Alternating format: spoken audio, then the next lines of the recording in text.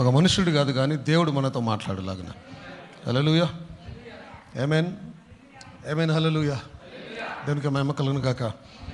So disobedience is destructive. Okay, తెలుగులో చెప్పండి.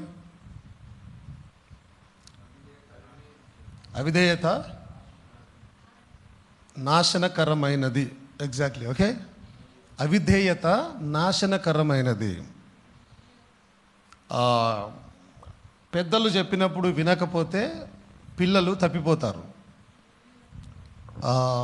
పాపంలో పడిపోతారు, నాశనానికి వెళ్ళిపోతూ ఉంటారు. దేవుడు చెప్పినప్పుడు మనుషులు వినకపోతే మనుషులు కూడా జీవితాలు పాడైపోతాయి, మనుషులు పాడైపోతారు.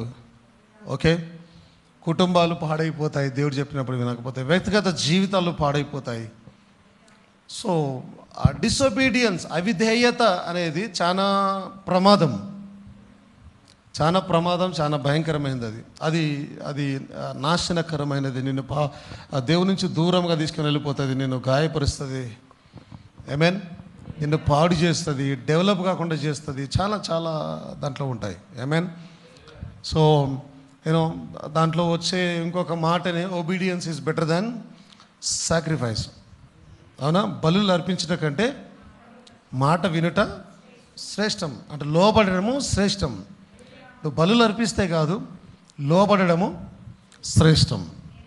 ఆమేన్. అందరు ఇక్కడ ఉన్నారా? సో అక్కడ ఒక రాజు ఉన్నాడు, జోసయ. తెలుగులో యోషియా అని ఉంటుంది బహుశా. 2 క్రానికల్స్ 35వ అధ్యాయము 20వ వచనం, 2వ దినవృత్తాంతంలో 35వ అధ్యాయం 20వ వచనంలో చూసినట్టయితే యోషియా అనే ఒక రాజు ఉన్నాడు. ఇదంతా అయిన తర్వాత యోషియా మందిరమును సిద్ధపరిచినప్పుడు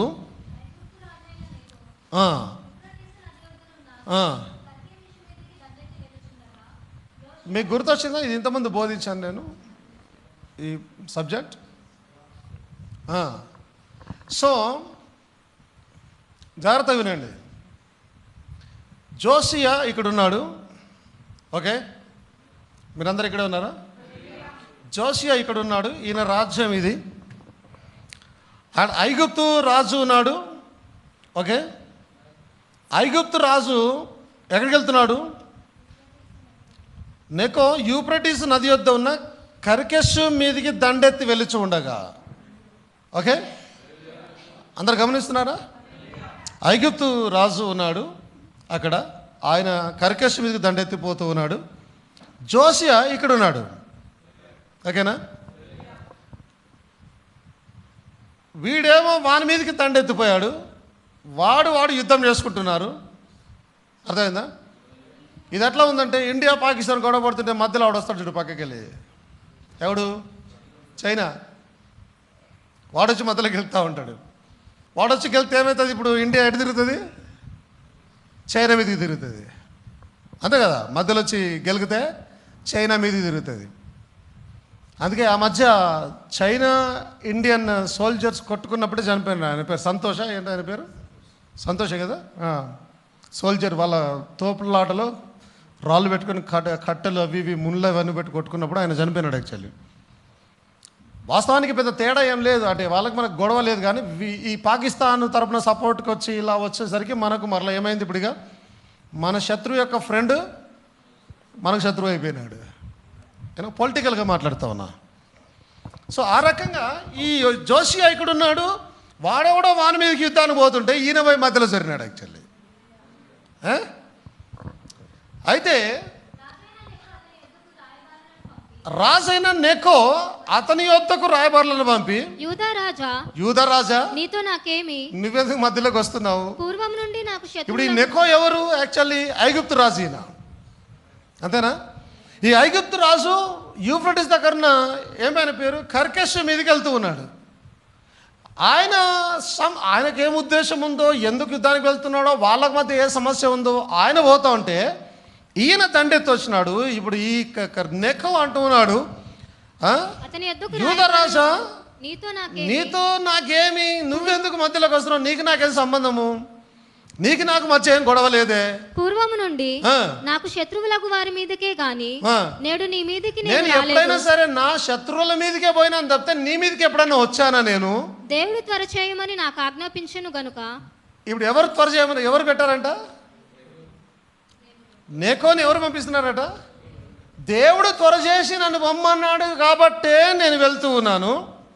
దేవుడు త్వర చేయమని నాకు ఆజ్ఞాపించాను కనుక దేవుడు నాతో కూడా ఉండి నిన్ను నశింపజేయకుండానట్లు నిన్ను నశింపజేయకుండానట్లు ఆయన జోలికి నీవు రావద్దని నాకు ఆజ్ఞాపించెను. ఆయన జోలికి నీవు రావద్దని చెప్పనాజ్ఞాపించెను. ఎవరికట? మీరు ప్రాపర్గా చదవండి దాన్ని, మళ్ళీసారి చదవడం ప్రాపర్గా. దేవుడు త్వర చేయమని నాకు ఆజ్ఞాపించెను గనుక దేవుడు నాతో కూడా ఉండి నిన్ను నశింప చేయకుండానట్లు ఆయన జోలికి నీవు రావద్దని చెప్పని ఆజ్ఞాపించెను.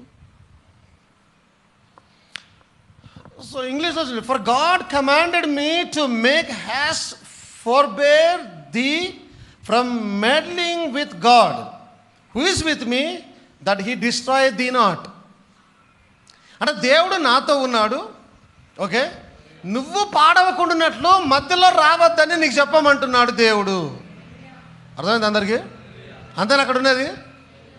దేవుడు నాతో ఉన్నాడు, నీతో చెప్పమన్నాడు, నువ్వు నశింపకుండానట్లు. అంటే నువ్వు సావొద్దానంటే, నువ్వు ఓడిపోవద్దనంటే, నువ్వు మంచిగా నీ సామ్రాజ్యం నువ్వు చక్కగా ఉండాలనంటే దేవుడు నీతో చెప్పమన్నాడు, నువ్వు మధ్యలో రావద్దు. ఇది మా ఇద్దరి మధ్య మేము చూసుకుంటాము. అయినను యోషియా అతనితో యుద్ధము చేయగోరి. అయినాను ఇప్పుడు ఈ మూర్ఖత్వం చూడండి, దేవుడు చెప్పాడు ఆల్రెడీ. అవునా? దేవుడు చెప్పాడు ఆల్రెడీ. దేవుడు ఒక మనిషిని వాడుకొని చెప్తూ ఉన్నాడు, నువ్వు రావద్దు అని చెప్తున్నాడు. వస్తే చస్తావు. అంతేగా డైరెక్ట్ అక్కడ అదే ఉంది, వస్తే చస్తావు. రావద్దు అని చెప్తూ ఉంటే ఈయన అయినను యోషియా అతను యుద్ధం చేయగోరి అతని యుద్ధ నుండి తిరిగిపోక, అతని యుద్ధ నుండి తిరిగి ఇంటికి వెళ్ళక మారువేషము ధరించుకొని. ఏం చేశాడు ఈయన? మారువేషం ధరించుకొని మేకప్ చేసుకున్నాడు, డ్రెస్ మార్చాడు, అన్నీ మార్చాడు. ఇక రాజులాగా కనిపించకుండా మామూలుగా ఎట్లా ఒక రకంగా కనిపించేటట్టు వేషం వేసుకొని యెహోవా నోటి మాటలుగా పలుకబడిన నెకో మాటలను వినక. యెహోవా చెప్పిన మాట నెకో నోటి ద్వారా వచ్చింది వినక. అంటే మొన్న చూసాం మనం, హేరోదు రాజు ప్రసంగం చేస్తూ ఉన్నాడు. అవునా? కూర్చున్న వారందరూ కూడా అబ్బా చాలా భలే ప్రసంగం, దేవుడిదే, ఇది దేవుడి స్వరమే, దేవుడే మాట్లాడాడు అనంటే ఇప్పుడు అక్కడ ఏం జరిగింది? వాస్తవానికి మాట్లాడుతున్న దేవుడు. అంటే దేవుడు ఎవరి దారి ఎప్పుడు ఎలా వాడుకుంటాడో అందుకే కదా ఆయన ఒక రోజున గాడిదను వాడుకున్నాడు. ఏనో ఈయన దేవునికి మహిమ చెల్లించినందువల్ల దేవుడు మధ్యతో పురుగులు పడి చచ్చాడంట ఆయన. అంటే దేవుడు మనుషులను వాడుకొని మాట్లాడుతూ ఉన్నాడు, నెకో రాజును వాడుకొని మాట్లాడుతూ ఉన్నాడు. మాట్లాడి ఆయనకు చెప్తూ ఉన్నాడు, నువ్వు రావద్దని చెప్తున్నప్పుడు యెహోవా నోటి మాటలుగా పలకబడిన నెకో మాటలను వినక మెగిద్దో లోయయందు యుద్ధము చేయవచ్చును. చెప్పిన మాట వినకుండా. ఈరోజు మన టైటిల్ ఏంది? అవిధేయత నాశనకరం. ఇప్పుడు ఒక మనుషుడు చెప్పలే, ఆయన క్లియర్గా చెప్తున్నాడు, దేవుని పేరు పెట్టి చెప్తున్నాడు. దేవుడు చెప్పాడు నువ్వు మధ్యలో రావద్దని. దేవుడు నాతో ఉన్నాడు, ఓకే, ఆయన అంటున్నాడు దేవుడు నాతో ఉన్నాడు, ఆయన నీకు చెప్పమని అన్నాడు. నువ్వు సావకుండానట్లు, నువ్వు నశించకుండాట్లు మధ్యలో రావద్దు, నువ్వు పక్క తప్పనంటే ఈయన ఎంత మూర్ఖుడో చూడండి. రాజు అండి ఆయన, ఒక రాజ్యాన్ని కాపాడవలసిన వాడు. అర్థమవుతుందా? కొంతమంది ప్రజల బాధ్యత కలిగిన వాడు, ఆ ప్రజలను సమాధానంగా ఉంచుటకు రెస్పాన్సిబిలిటీ కలిగిన వాడు. అలాంటి రాజు ఎంత మూర్ఖంగా ఆయన దేవుని మాటను నిరాకరించి అవిధేయత ద్వారా ఎలా నాశనానికి వెళ్తున్నాడో చూడండి. అంటే చావును కొని తేరు తెచ్చుకున్నట్టుగా చావు దగ్గరకు నడుచుకుంటూ వెళ్తున్నాడు ఆయన. దేవుడు చెప్పాడు నువ్వు చస్తావని చెప్పాడు, అయినా సరే అవిధేయత నాశనకరము, వెళ్తానే ఉన్నాడు ముందుకి. విలుకాండ్రు రాజైన యోషియా మీద బాణములు వేయక రాజు తన సేవకులను చూచి నాకు గొప్ప గాయము తగిలెను. ఊకున్నారా వాళ్ళు? ఇప్పుడు వేసింది ఎవరు?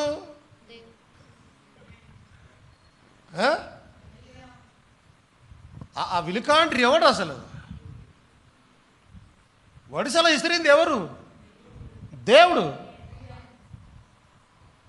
ఇక్కడ దేవుడు ఆజ్ఞాపించాడు అని అంటే దాని అర్థం దాంట్లో ఉన్న ఎవరినో ఒకరిని వాడుకొని నిన్ను వేసేస్తాడు ఈరోజు ఖచ్చితంగా. దేవుడు మాట తప్పే దేవుడు కాదు ఆయన. నువ్వు మనుషులకు అవిధేయత చూపితే వారికి ఏదో కోపం వచ్చి మళ్ళీ రేపు మంచిగా అయిపోతారు. దేవునికి అవిధేయత చూపితే దేవుడు అంత తీసుకు వదిలిపెట్టాడు. అంత తీసుకు దేవుడు వదిలిపెట్టాడు. అందుకే దేవుని వాక్యము చెప్పింది చెప్పినట్టుగా వినేసేయాలంతే. దేవుడు ఇలా చెప్పాడా దాన్ని వినేసేయి, దట్స్ ఇట్. దానికి లూపల్స్ ఎతకమాక, దానికి ఇట్ట అట్ట ఎతకమాక, లేదా ఇంకో రకంగా దాన్ని చేసే ప్రయత్నం చేయమాక. ఆయన వేషం వేసుకొని పోతూ ఉన్నాడు ఇంకో రకంగా. అంటే నువ్వు వేషం వేసుకున్నంత మాత్రాన దేవునికి కనిపించావా? నువ్వు మనుషుల నుంచి దాచుకోగలుగుతావు కానీ దేవుని నుంచి కాదు. దేవునికి అంత క్లియర్. నేను చాలాసార్లు చెప్పాను, మనం బట్టలు వేసుకొని ఇక్కడ కూర్చున్నాం కానీ దేవునికి ఏం కనిపించదు. అదంతా దేవునికి ఎవ్రీథింగ్ ఓపెన్. ఈ వెనక గోడ అవతల ఏం జరుగుతుందో దేవునికి తెలుసు, మనం చూడలేము. దేవుడు అన్ని చూడగలుగుతాడు అక్కడ ఏం జరుగుతూ ఉందో. దేవుని ముందు మన నఖరాలు, మన చిలిపి చేష్టలు, మన మూర్ఖత్వం, అవిధేయత, 1,00,000 మంది ఉన్నా క్లియర్గా కనిపిస్తాడు రాజు. దేవుడికి టార్గెట్ చేసింది దేవుడు. ఎందుకంటే అవిధేయత వలన వేసాడు. బాణం వేసి చూస్తే ఆయనకే తగిలింది పోయి. ఎందుకు ఆయనకే తగిలింది? వేసింది దేవుడు, టార్గెట్ చేసినాడు ఆయనను ఖచ్చితంగా. ఎందుకు టార్గెట్ చేసినాడంటే చెప్పిన వాక్యానుసారం జీవించలేదు ఆయన. తన ఇష్టానుసారం జీవించే ప్రయత్నం చేస్తూ ఉన్నాడు. నేను కాదు జీవించేది అని వేషం వేసుకొని వేరల మీద ఎత్తేసే ప్రయత్నం చేస్తూ ఉన్నాడు. దేవుడు చూసుకుంటాడు. దేవుడికి తెలియదు, అన్ని విషయాలు దేవుడికి తెలుసు. నువ్వు ఎలా ముందు ఎలా ఉంటావో వెనక ఎలా ఉంటావో దేవుడికి తెలుసు. నాకు తెలియకపోవచ్చు సేవకునిగా, విశ్వాసంలో తెలియకపోవచ్చు, దేవునికి అన్నీ తెలుసు. నువ్వు బయట ఎలా ఉంటావు, ఇంట్లో ఎలా ఉంటావు దేవునికి తెలుసు. చర్చిలో ఎలా ఉంటావు, బయట ఎలా ఉంటావు దేవుడికి తెలుసు. ఇంటి దగ్గర ఎలా ఉంటావు, ఉద్యోగంలో ఎలా ఉంటావో దేవుడికి తెలుసు. దేవుని మహిమ కలుగును గాక. నీ క్యారెక్టర్ ఎప్పుడు ఎలా ఉంటుందో మనుషుల నుంచి దాపుకోగలుగుతావు కానీ దేవుడి నుంచి కాదు. ఎందుకంటే దేవుడు సర్వంతర్యమై ఉన్నాడు, ప్రతి చోట ఉన్న దేవుడై ఉన్నాడు, ప్రతిదీ చూస్తున్న దేవుడై ఉన్నాడు. ఆయన ఎల్లప్పుడూ నీ మీదనే కన్నులు కలిగి ఉన్నాడు. ఆయన actually is a wheel in a wheel. ముందు వెనక పైన కింద అన్ని దిక్కుల కన్నులు కలిగి సర్వాన్ని చూస్తున్న దేవుడై ఉన్నాడు. ఆయన నుంచి తప్పించుకోవడం చాలా కష్టం. ఏసాడు వచ్చి దిగింది. దిగగానే ఏమంటున్నాడు, సేవకులను చూసి నాకు గొప్ప గాయం కలిగాను, ఇక్కడ నుండి నన్ను కొనిపోవడని. నా లెక్క ప్రకారం ఆయనకు అర్థమైపోయింది. ఇక వేసిండి దెబ్బ. ఇంటే బాగుండే. నేను అప్పుడే ఆడు చెప్పినప్పుడు ఇంటి అయిపోతుండే. రాజు చెప్పినప్పుడు నెక్కవాడు చెప్పినాడు, వినకుండా ఇంత దూరం వచ్చి పాన మీకు తెచ్చుకున్నా నేను. గొప్ప గాయం తగిలే అంటే బాగా ఎడ తాళగారి చోటనే దిగబడ్డది వచ్చి. అర్థమవుతుందా? అని ఇప్పుడు దేవుడు బాణం వేస్తే ఎట్లా వేస్తాడంటే నువ్వు చావాలిగా. ఏ వైద్యుడు కానీ, ఏ మనుషుడు కానీ, ఏ రాజు కానీ నేను బ్రతికించకుండానట్లుగా వేస్తే బాణం ఆయన. ఎందుకంటే చంపాలని డిసైడ్ చేసినాడు కాబట్టి వేస్తాడు. గొప్ప గాయం కలిగానంటే ఈడ తగిలితే గొప్ప గాయమా బాణం? ఏమండి, బాణం ఈడ తగిలితే గొప్ప గాయమా? ఈడ తగిలితే గొప్ప గాయమా? ఈడ తగిలితే గొప్ప గాయమా? తగలాల్సి ఉంటే తగినట్టుంది బహుశా. అది దిగబడ్డది. దాన్ని పీకితే గాలి కలిసిపోతాడు. నాకు గొప్ప గాయము తగలను, ఇక్కడ నుండి నేను కొనిపోవడని చెప్పాను. అవునా? అతని సేవకులు రథము మీద నుండి అతని దింపి అతనికున్న వేరు రథము మీద అతని ఉంచి యెరూషలేమును అతని తీసుకొని వచ్చిరి. అతడు మృతి పొంది. ఏమన్నా చెప్పాడా రీజన్స్ ఆడా? దేవుడు సింపుల్గా ఆయన తీసుకొచ్చి ఆ రథం మీద వేశారు. ఆ రథం మీద తీసుకొని వచ్చి యెరూషలేముకు తెచ్చారు. అతడు మృతి పొందాడు. దేవుడు డిసైడ్ చేసినాడు నేను చంపాలని ఆల్రెడీ. ఎందుకు? మళ్ళీ దేవుళ్ళ తప్పలేదు. దేవుడు ఏదో ఉత్తగానే చంపేస్తాను డిసైడ్ కాలే. ఆయన మాట విననందుకు మరలా దేవుడు బ్రదర్ అంటాడు. దేవుడు మొదట హెచ్చరిక చేయకుండా తీర్పు తీర్చాడట. ఆయన హెచ్చరిక చేశాడు. నువ్వు వెళ్తే చేస్తావు, వెళ్ళొద్దు హెచ్చరిక చేశాడు. హెచ్చరికను మానుకొని వినకుండా పోయాడు కాబట్టి దేవుడు వదిలిపెట్టలే. క్లియర్గా జోసియాను చంపింది దేవుడే, వేసేసినాడు అంతే. ఆ బాణం ఇడిచింది దేవుడే. ఆ బాణము గురి తప్పదు. ఎందుకంటే గురి పెట్టిన వాడు సర్వోన్నతుడైన దేవుడు. ఆయన మాట విన్నావా, ఆశీర్వాదాన్ని గురి పెడతాడు నీ మీదకి. యాక్చువల్లీ మాట వినలేదా, ఇలా బాణాలను గురి పెడతాడు. యాక్చువల్లీ ఏమైనా మాట విన్నావా, దీవించబడతావు. మాట వినలేదా, నాశనంలోకి వెళ్ళిపోతాం. That's clear. దాంట్లో ఏం దాపరికాలు లేవు. That's clear word. వాక్యము చాలా క్లియర్గా ఉంది, అది స్పష్టంగా చెప్తుంది వాక్యం. వాక్యం మర్మముగా లేదు, వాక్యము ప్రత్యక్షత ద్వారా క్లియర్గా బోధించబడుతుంది ఈ దినాలలో. ఏమైనా శిష్యులకు బోధించినట్టుగా కూడా లేదు ఈ దినాలలో. శిష్యులకు చెప్పిన దాంట్లో నుంచి ఇంకా క్లియర్గా వాక్యం మనకు వస్తూ ఉంది. యాక్చువల్లీ దేవుడు ఉపమానాలు చెప్పాడు, ఉపమానాలు చెప్పి రూమ్లోకి తీసుకెళ్ళి వారికి ఉపమానాల భావాన్ని చెప్పాడు. ఆ భావంలో నుంచి కూడా మర్మంతా క్లియర్ అవుతుంది మనకి. ఇక్కడ వాక్యం క్లియర్, స్పష్టంగా ఉంది. నీవే నీ మూర్ఖత వలన అవిధేయత చూపి ఆశీర్వాదాలు పొందుకోలేక నాశనం వెళ్ళిపోతూ ఉంటాం.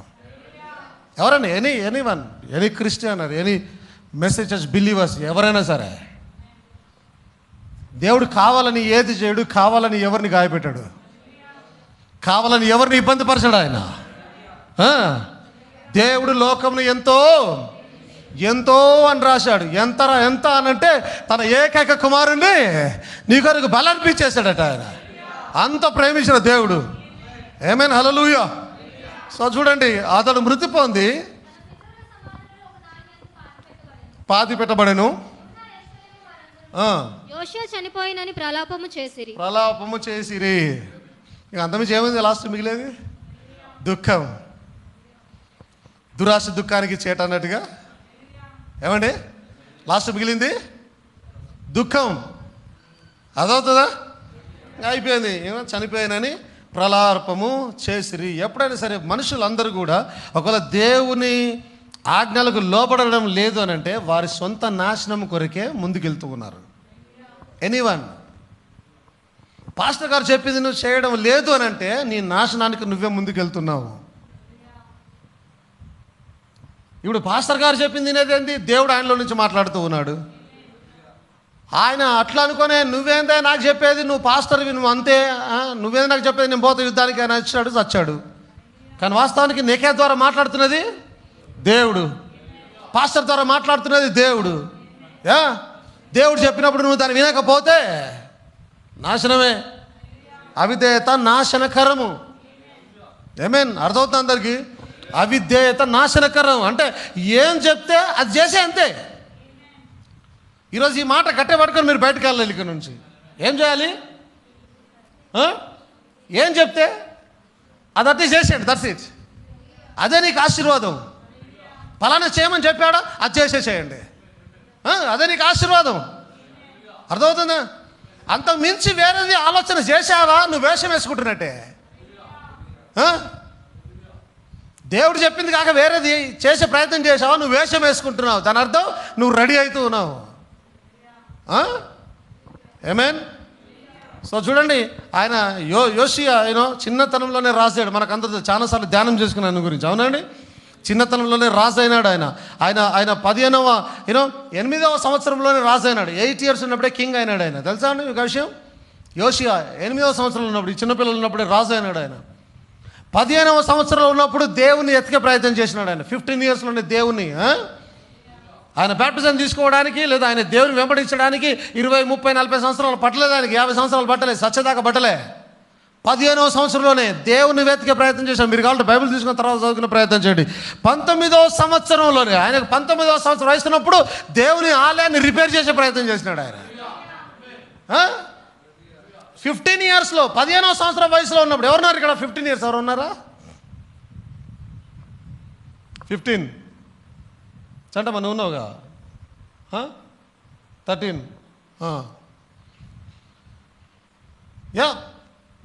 చాలా తక్కువ వయసులోనే, మేబీ ఎస్ఎస్సి అంతేనా, 14 or 15 ఎస్ఎస్సి. ఆ వయసులో ఉన్నప్పుడే దేవుని ఎత్తికే ప్రయత్నం చేసినాడు.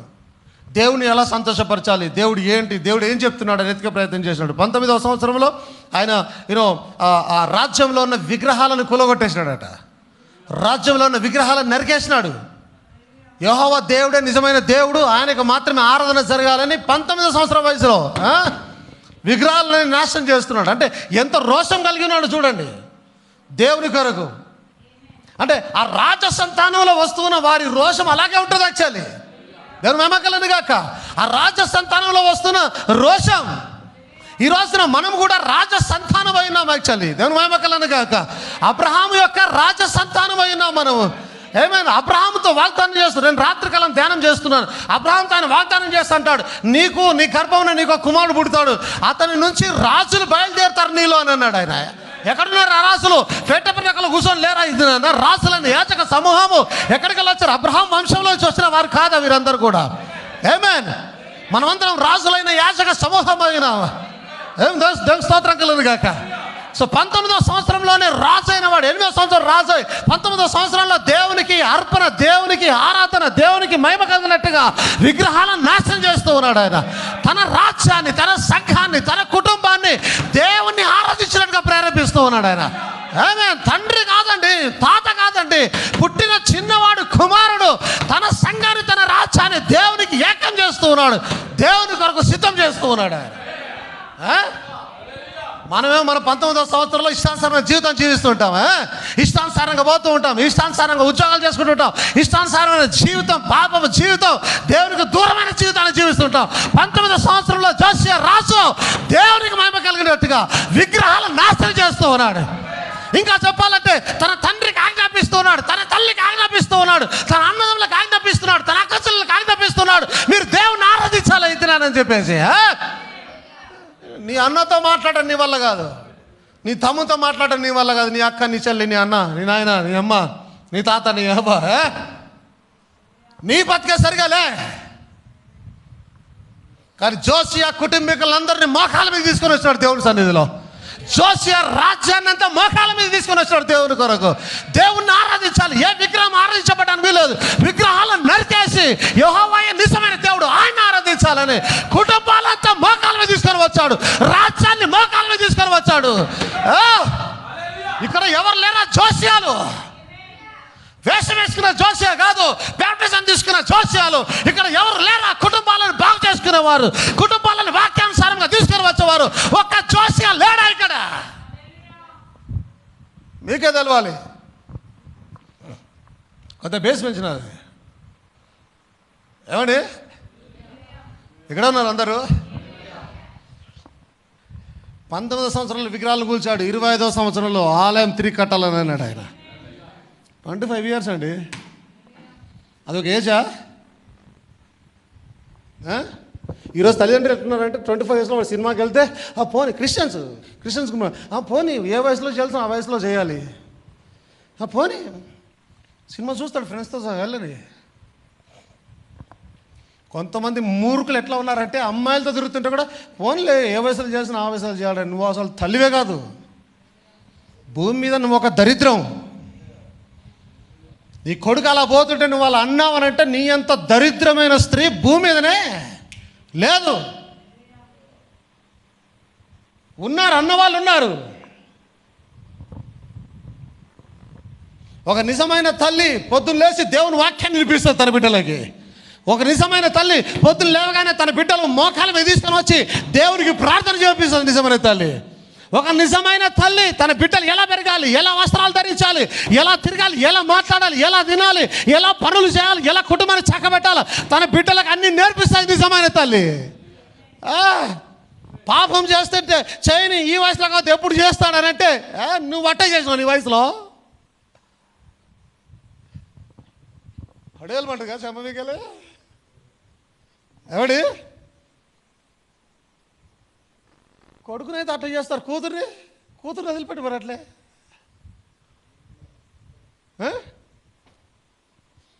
కొడుకుని వదిలిపెట్టేసినావు, ఏమని చేయను ఈ వయసులో అయితే ఎప్పుడు చేస్తున్నాడు. మగవాడు వాడు పురుషుడు, పురుషుడైతే పాపం చేయొచ్చు, స్త్రీ అయితే బంధించి పెడతావు ఇంట్లో. నీ కూతురు అలా వదిలిపెట్టే దమ్ము ధైర్యం నీకుందా? అంటే పురుషుడైతే 10 మంది చెడగొట్టచ్చు, చెడిపేసి రావచ్చు. ఏమి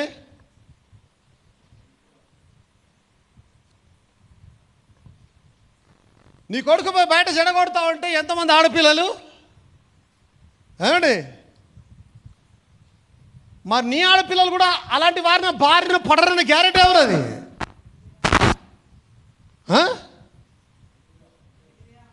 అంతేనా?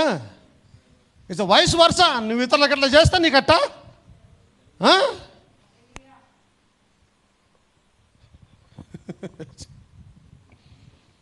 చాల్తి మరీ ఎక్కువ నడితే కూడా మంచిది కాదు అవతలకి. మనిషికో మాట ఎనఫ్, మనిషికో మాట గొడ్డుకో దెబ్బ సరిపోతుంది ఎక్కడికే. ఐ 25వ సంవత్సరం వచ్చేసరికి దేవుని ఆలయాన్ని కట్టడానికి, రిపేర్ చేయడానికి, కూలిపోయిన గోడల్ని రిపేర్ చేయడానికి, దేవునికి ఆరాధన సరిగా జరగడానికి పూనుకున్నాడు ఆయన. ఎవడు నేర్పించాడు?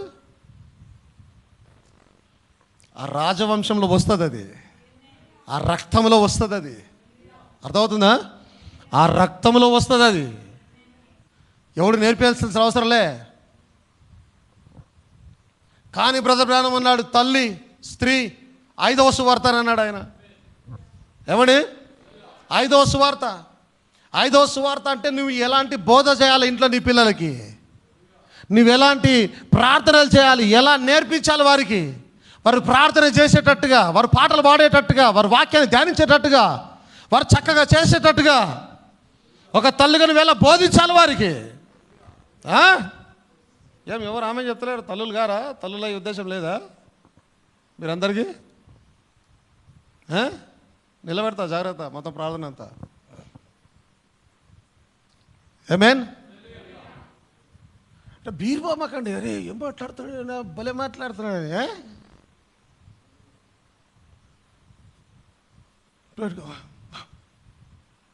అట్లా కాదు, అంతేనా? లేదా ముఖం మీకు రప్పన తగలగానే నీకు తగిలింది కాబట్టి తగిలినట్టు నీకు తెలియకుండా అటు ఇటు తిరిగి ఏదో తీసుకునేటట్టు చేయడం,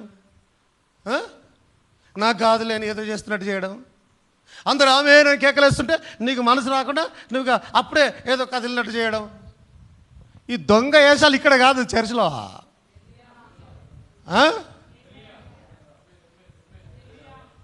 ఏమి యథార్థంగా జీవించు, ఇక్కడ యథార్థంగా జీవించు. ఉద్యోగంగా సాగుతున్నప్పుడు నీ ముఖంలో లేదు, నీలో ఆత్మ లేదు కాబట్టి ఆ ఉద్యోగాన్ని తప్పించుకోవడానికి అటు ఇటు కదలడమో, ఏదో బైబిల్ తీసుకున్నట్టు చేయడమో, నీళ్ళు తీసుకొని తాగుతున్నట్టు చేయడం, ఆ టైంకి అప్పుడే గుర్తుకొస్తాయి అన్నీ నీకు కదలడం చేయడం. మొత్తం నటన చేస్తున్నావు ఇక్కడ కూర్చొని. ఆ టైంకి ఏం చేయాలో అది చేయి. అందరితో పాటు ఆమెను చెప్పే ప్రయత్నం చేయి, అందరితో పాటు వరాన్ని నడిపే ప్రయత్నం చేయి, అందరితో పాటు బలం పొందుకునే ప్రయత్నం చేయి. ఆ టైంకి దొంగ వేసలే మాకు ఇక్కడ సంఘంలో కూర్చోరు ఇక్కడ. ఏమి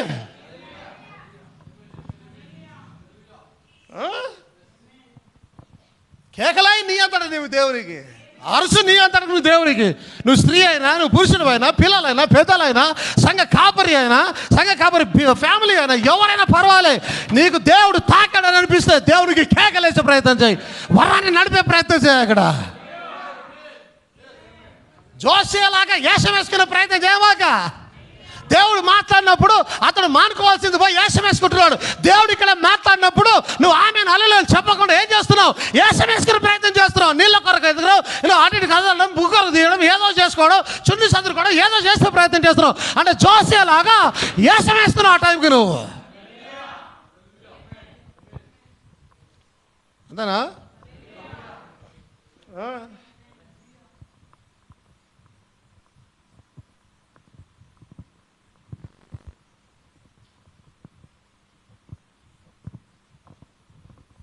ఏమేన్ 25వ సంవత్సరంలో ఏం రోషం అండి అది? 25 years అంటే ఇంకా మీ ఏజ్ ఎంత చెప్పండి, చెప్పండి ఏజ్ ఎంత? 27. ఇది 26 చెప్పండి, పర్లేదు. 19,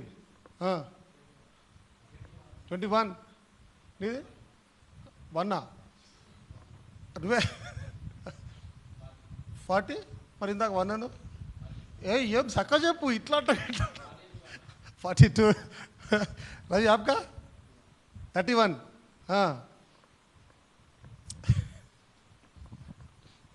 25 yearsలో మొత్తం రాజ్యాన్ని మోకాల మీద తీసుకొని వచ్చినాడు ఆయన. ఏమి మొత్తం రాజ్యాన్ని మోకాల మీద తీసుకొని వచ్చినాడు. దేవుని ఆలయాన్ని బాగు చేయండి అని అంటున్నాడు ఆయన. ప్రార్థనలు చేయాలి, విగ్రహాలను నాశనం చేసినాడు ఆయన. ఏం జరుగుతూ ఉంది? నీ ఏజ్ ఎంత? నీ కుటుంబం గురించి నీ బాధ్యత ఏంటి? దినానా నీ కుటుంబంలో ఉన్న వారి పరిస్థితులు ఏంటి? ఎవరైనా బాగు చేసే ప్రయత్నం చేసావా? ధైర్యం రాదు ఇప్పటికి కూడా నీకు. నీ ఏజ్ పెరిగిపోయినా నీ వారితో మాట్లాడే ధైర్యం నీకు రాదు. ఏమనుకోమాకండి తల్లిదండ్రులు, యవ్వనస్తులు. అలాగినక మీరు జీవిస్తే మీ అంత పనికి మాలిన వాళ్ళు యవ్వనస్తురాళ్ళు. సేవకునికి చెప్తున్న మాటలు. తల్లిదండ్రులు ఏమనుకోమాకండి, యవ్వనస్తులు మీరు కనుక కుటుంబాలను బాగు చేసుకోవాలని పరిస్థితుల్లో ఈ ఏజ్లో ఉంటే మీ అంత పనికి మాలిన వాళ్ళు. ఏమనుకుంటారు మీరు అనుకోండి దానికి తర్వాత డాష్. అంతేనా? ఏమేన్ దేని మీద కలిగింది కాక. అది నిజంగా భలే ఉంది. అది 25వ సంవత్సరంలో ఆలయాన్ని కట్టమంటాడు, తిరిగి రిపేర్ చేయడం అంటే అన్నాడు. రిపేర్ చేసి స్టార్ట్ చేసిన పనిలో ఏం జరిగిందో తెలుసా? చూడండి 34:14 2 Chronicles 34:14.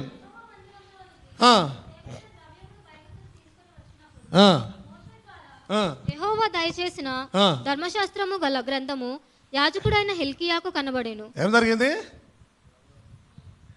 రిపేర్ చేసే పనిలో దయచేసిన ధర్మశాస్త్రము గల గ్రంథము యాజకుడైన హిల్కీయా పాస్టర్ గారికి దొరికింది.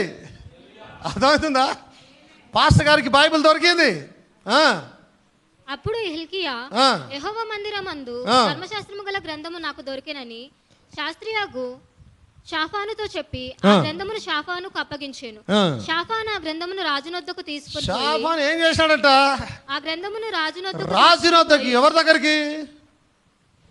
25 సంవత్సరాల దగ్గరికి. ఎవరి దగ్గరికి? ఎవరి దగ్గరికి? జోసియా రాజు దగ్గరికి తీసుకొని వచ్చినాడు. దొరికింది పలానా బైబిల్ దొరికింది, పలానా గ్రంథం దొరికింది, ధర్మశాస్త్రం దొరికింది అని తీసుకొని రాగా రాజుతో ఇట్లా నేను నీ సేవకులకు నీవు ఆజ్ఞాపించినదంతా వారు చేయుచున్నారు. యెహోవా మందిరమునందు దొరికిన ద్రవ్యమును వారు పోగు చేసి పై విచారణ కర్తల చేతికిని పనివారి చేతికిని దాన్ని అప్పగించి ఉన్నారు. మరియు యాజకుడైన హిల్కీయా నాకు ఒక గ్రంథమును ఇచ్చేనని రాజు ఎదుట మనవి చేసుకొని శాస్త్రియగు షాఫాను రాజు సముఖమును దాని నుండి చదివి వినిపించాను. అతడు ధర్మశాస్త్రపు మాటలు చదివి వినిపింపక వినండి అమ్మా, వినండి జాగ్రత్తగా. అతడు ధర్మశాస్త్రపు మాటలు చదివి వినిపించగా రాజు విని తన వస్త్రములను చింపుకొని ఏం చేశాడట? తన వస్త్రాలను చింపుకొని. రాజు వస్త్రాలను చింపుకుంటున్నాడు. చూడండి ఎన్నో సంవత్సరాలు రాజు వస్త్రాలను చింపుకొని. ఏమైంది?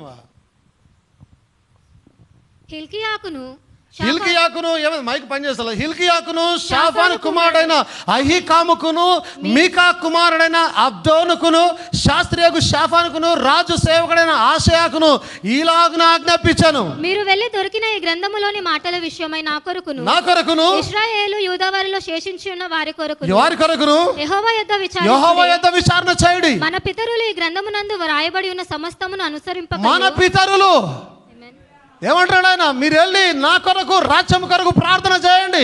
మన పితరులు, ఎందుకంటే పితరుల దోషము పిల్లలని తీసుకొని వస్తే దేవుడై ఉన్నాడు ఆయన. మన పితరులు ఈ గ్రంథమందు రాయబడిన సమస్తమును అనుసరింపకయు యెహోవా ఆజ్ఞలను గైకొనకయు ఉండిరి కనుక యెహోవా కోపము మన మీదికి అత్యధికముగా వచ్చి ఉన్నది. దేవునికి స్తోత్రం కలుగును గాక. ప్రార్థన చేయండి అయ్యా అంటున్నాడు. తల్లిదండ్రులు చేసిన పాపం మన మీదకి వచ్చింది. దేవుని యొక్క వాక్యాన్ని వారు నెరవేర్చలేదు, చదవలేదు, దాని ప్రకారం జీవించలే. ఈరోజు దేవుని కోపం మన మీదకి వచ్చింది. ప్రార్థన చేయండి. అత్యధికంగా దేవుని కోపం వచ్చి ఉన్నది. బట్టలు చింపుకున్నాడు ఆయన. ఆన్ ద స్పాట్ దేవుడు మాట్లాడగానే ఆన్ ద స్పాట్ హృదయం చించుకొని, హృదయం బద్దలు చేసుకొని ఆన్ ద స్పాట్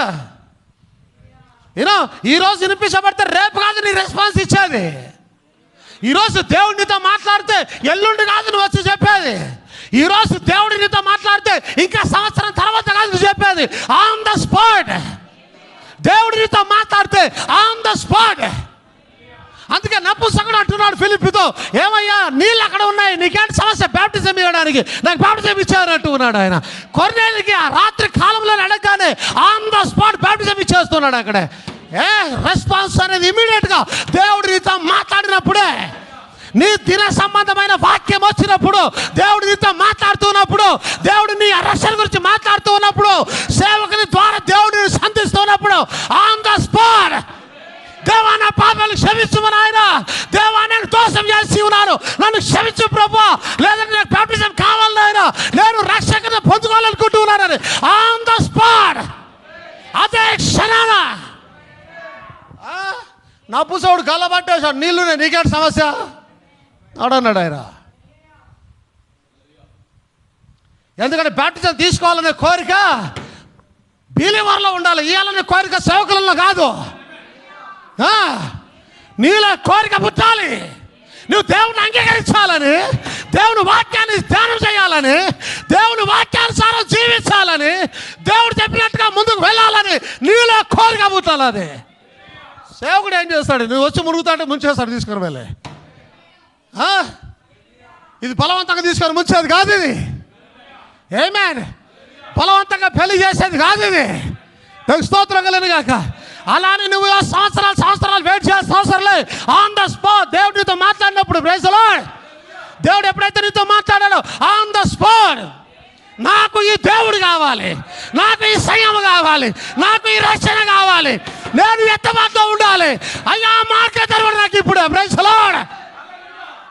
ఒకళ్ళు ఎవరైనా ఇప్పుడు వచ్చారనుకో, ఒక 10 రోజులు లాగా ఇస్తారు, లేదా నాకు ఇప్పుడే కావాలి.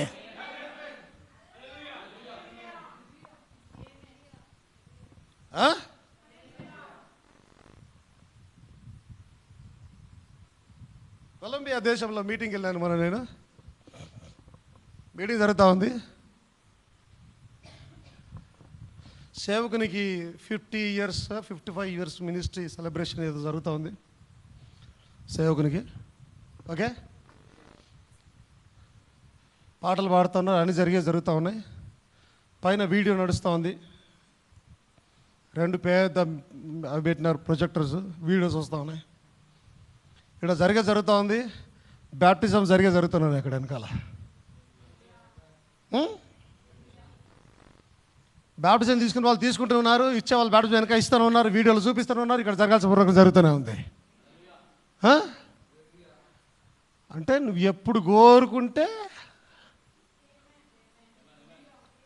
వెయిట్ చేయాల్సిందిలే. ఒకవేళ వెయిట్ చేసే క్రమంలోనే ఎత్తబాటు అయిపోయింది అనుకో, అయిపోయా, ఫినిష్డ్. ఏమండి, ఆన్ ద స్పాట్ బట్టలు చింపుకొని, రాజుకు అవసరమా రాజుకు బట్టలు చింపుకోవడం? కానీ రాజు కన్నా ముందు మంచి విశ్వాసి అయి ఉన్నాడు ఆయన. బలమైన విశ్వాసం కలిగిన వాడిగా ఉన్నాడు ఆయన. దేవుని కొరకు రోషం కలిగిన వాడిగా ఉన్నాడు ఆయన. ఆమేన్. ఇప్పుడు వస్త్రాలు చెప్పుకుంటుంది రాజు కాదు, కానీ దేవుని బిడ్డ వస్త్రాలు చెప్పుకుంటూ ఉన్నాడు. అయ్యో దేవుని వాక్యాన్ని నెరవేర్చలేకపోయామే, అయ్యో మా తల్లిదండ్రులు దేవుని వాక్యం ప్రకారం జీవించలేకపోయారు, తన బట్టలు చెప్పుకొని మా తల్లిదండ్రులు మూర్ఖులై ఉన్నారు, వారి దోషం మా మీదకి వచ్చిందని సేవకులారా ప్రార్థన చేయండి దయచేసి. వెళ్ళి ఆ కోపం, దేవుని కోపం మా మీదకి రాకుండాట్టుగా బట్టలు చెప్పుకొని ఆన్ ద స్పాట్ దేవుని మహిమ కలిగిన గాక. హల్లెలూయా.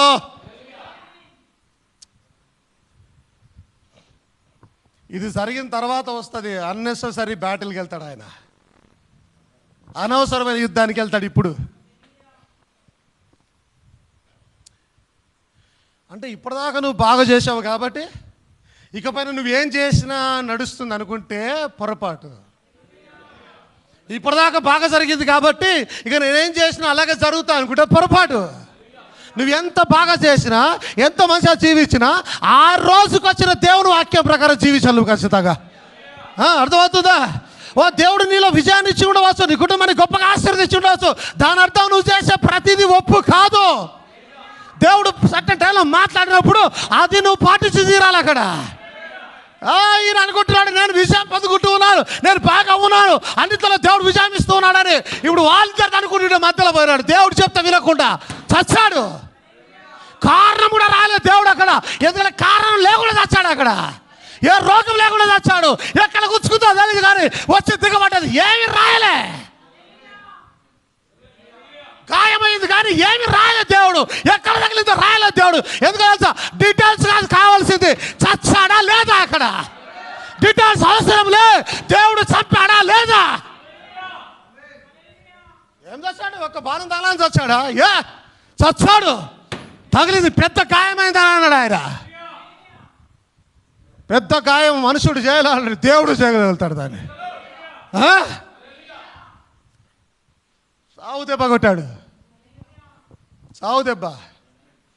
ఇట్లాంటి వ్యక్తి ఇంకో వ్యక్తి ఉన్నాడు, దేవుని చేతిలో చచ్చిన వ్యక్తి. ఎవరు?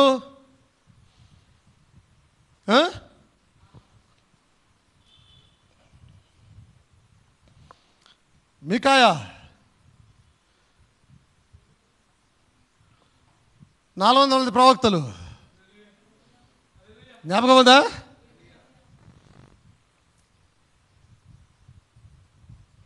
దేవుడు అబద్ధమాడే ఆత్మను పంపాడట ఆయన. ఎందుకు? నేను చాలా చక్కగా ఎక్స్ప్లెయిన్ చేశాను. ఎప్పుడైతే వీళ్ళందరూ వచ్చి చెప్తూ ఉన్నారో, ఎప్పుడైతే మిఖాయ వస్తూ ఉన్నాడో, దేవుడు ఎలాగైనా సరే అడ్డగించాలి. వీడు సావకుండా చేసేటట్టున్నారు. పైన మీటింగ్ పెట్టి దేవుడు ఫిక్స్ చేశాడు, ఈరోజు చంపాలి ఖచ్చితంగా. దేవుడు నిర్ణయం చేశాడు. ఎలా చేశాడంటే, ఒక ఆత్మ వచ్చింది, అబద్ధం ఆడే ఆత్మ. ఏం చేస్తావు? నేను వెళ్ళి వారంతటి అబద్ధం చెప్పే ఆత్మగా ఉంటాను నేను. అన్నాడు ఆయన. God speed. దేవుడు నేను దీవించిన కాక గో. వచ్చి అబద్ధం ఆడగా సేవకుడు యుద్ధానికి వెళ్ళి చచ్చినాడు అక్కడ. వాళ్ళు ఏమన్నారు? కొండల మీద ఏంటది కొమ్ములు, ఇనుప కొమ్ములు చేయించి ఇలా శత్రువును నువ్వు గుచ్చి నాశనం చేసుకొని వస్తామని అన్నారు. కానీ ప్రవక్త అంటే దేవుడు. నువ్వు ఈరోజు రిటర్న్ ఇంటికి సరిగా రావు, నువ్వు జీవంతో రావు ఇంటికి, చస్తావు నువ్వు ఖచ్చితంగా అన్నాడు ఆయన. నువ్వు కనుక జీవంగా తిరిగి వచ్చినట్టయితే ఆయన అంటాడు అక్కడ, నువ్వు కనుక బ్రతికి తిరిగి వచ్చినట్టయితే, కాపరి లేని ఇశ్రాయేలు వాళ్ళు అందరూ చెదిరిపోతున్నారు అక్కడ అంటాడు. అన్న దర్శనం చూసి చెప్తున్నాడు ఆయన. ఏమేన్ దేవుని మహిమ కలుగును గాక. దేవుడు ఫిక్స్ చేస్తే ఎవడు తప్పించలేడు దాన్ని. ఎందుకంటే ఫిక్స్ చేసిన వాడు నరమాత్రుడు కాదు, సర్వశక్తివంతుడు అయిన దేవుడు ఆయన. ఆయన ఫిక్స్ చేస్తే దేన్నైనా సరే ఎవడు ఆపలేడు. అందుకే ఆయన అంటాడు, ఆయన మూయగా తెరవగలవాడు, ఆయన తెరవగా మూసేవాడేవాడు లేడు. అధిక శక్తి సంపన్నుడై ఉన్నాడు ఆయన. బలశాలి అయిన దేవుడై ఉన్నాడు ఆయన. జ్ఞానంలో ఆయనకు మితి లేని వాడై ఉన్నాడు ఆయన. ఆయన చేయగా ఎవడు ఆపుతాడంటే పరిస్థితుల్లో డిసైడ్ చేశాడంటే ఎవడు ఆపలేడు. యేసు తీరుతాడు ఖచ్చితంగా ఆయన. మహిమ కలుగును గాక. హల్లెలూయా. దేవునికి స్తోత్రం కలుగును గాక. దేవుని వాక్యానికి విరుద్ధంగా చేస్తూ అభివృద్ధి పొందడానికి నువ్వు ఆశపడద్దు. నా మాట అర్థమైందా? దేవుని వాక్యానికి విరుద్ధంగా చేస్తూ నేను ఇంకా అభివృద్ధి చెందుతాను అని ఆశపడద్దు. చెందలేవు. దేవుడు చెప్పింది వింటేనే, ఎట్లా చెప్పింది అట్లా చేస్తేనే, మళ్ళీ ఎప్పుడు చెప్పింది అప్పుడే, ఇప్పుడు కాదు తర్వాత, ఇలా కాదు వేరేలా సస్తావు. ఆశీర్వాదం ఉండదు. నువ్వు డెవలప్ కాలేబెట్టి పరిస్థితిలో. ఆమేన్. అంత మంచిగా జీవించిన వాడు శత్రువు చేతిలో చచ్చాడిపోయి. దేవుడు మనుషులను లెక్క పెట్టాడు. దేవుడు మనుషులను లక్ష్య పెట్టాడు. ఆయన చేయాల్సింది చేసుకొని ముందుకెళ్తూ ఉంటాడు ఆయన. ఆమేన్. నువ్వు సేవకుని వా చూడడు ఆయన, నువ్వు విశ్వాస చూడడు ఆయన, నువ్వు సంఘ పెద్దవా చూడడు ఆయన. ఏమేన్. నువ్వు విధవరాలువా చూడడు ఆయన, నువ్వు చిన్నపిల్లవా చూడవు ఆయన. ఏమేన్. ఆయన మనుషులను లక్ష్య పెట్టాడు. ఆయన తన వాక్య విషయంలో తన మనస్సు ఎన్నడూ మార్చుకోడు ఆయన. ఆయన అన్న మాట చేసి తీరుతాడు. పరిస్థితుల్లో అవతల ఎవరున్నా సంబంధంలే చేసి తీరుతాడు ఆయన. మహిమ కలుగును గాక. ఏలి అంటున్నాడు, నేను ఒక్కొన్ని మొగను నిలబడ్డా, ముఖం చూసుకు అద్దంలో. దేవుని ప్రణాళికను ఎవడు ఆపలేడు. దేవుని చిత్తాన్ని ఎవడు ఆపలేడు. ఆయన అన్నాడు, నువ్వు చస్తా నీలాంటి వాళ్ళు బయలుకు మోకాలు నన్ను 7,000 మంది ఉన్నారు అన్నాడు ఆయన. దాని మహిమ కలుగును గాక. దానికి స్తోత్రం కలుగును గాక. హల్లెలూయా. ఆమేన్. ఆమేన్. హల్లెలూయా. హల్లెలూయా. గలతీయులకు రాష్ట్ర పత్రిక 6వ అధ్యాయం 7వ వచనం.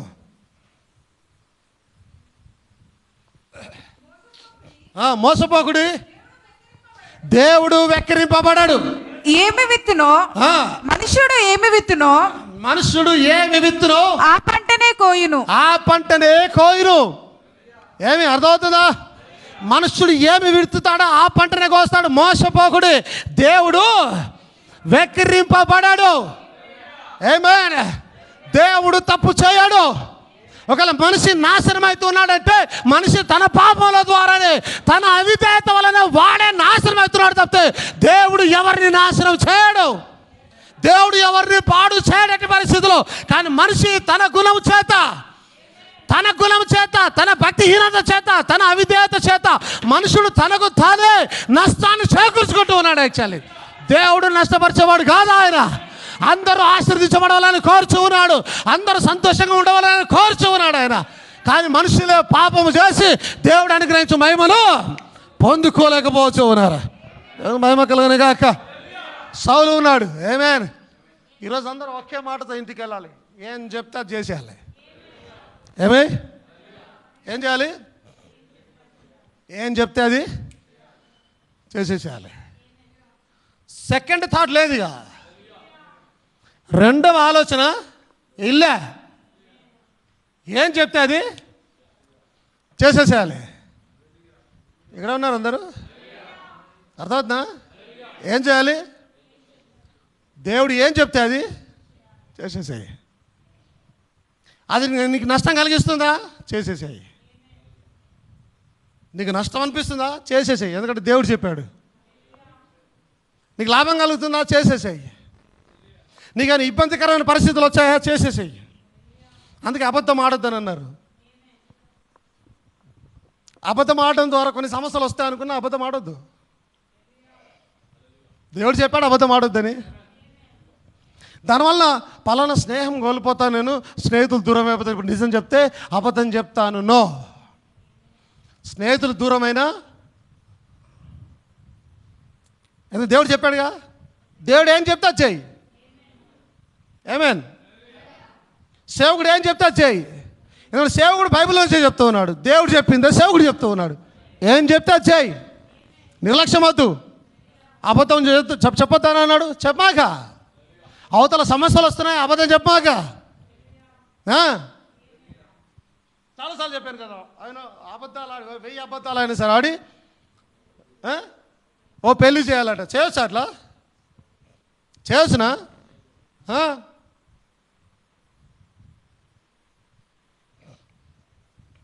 అట్లా చేయడానికి లేదు. అబద్ధాలు ఆడడానికి లే. నిజమే, నిజమే. ఈవెన్ ప్రాణం పోయే పరిస్థితి వచ్చినా నిజమే. వారు ఒక్క అబద్ధం చెప్పింటే చరిత్రలో లక్షల మంది బతికిపోయేవారు. యేసుక్రీస్తుని మేము నమ్మడం లేదు నాకు అబద్ధం చెప్పింటే.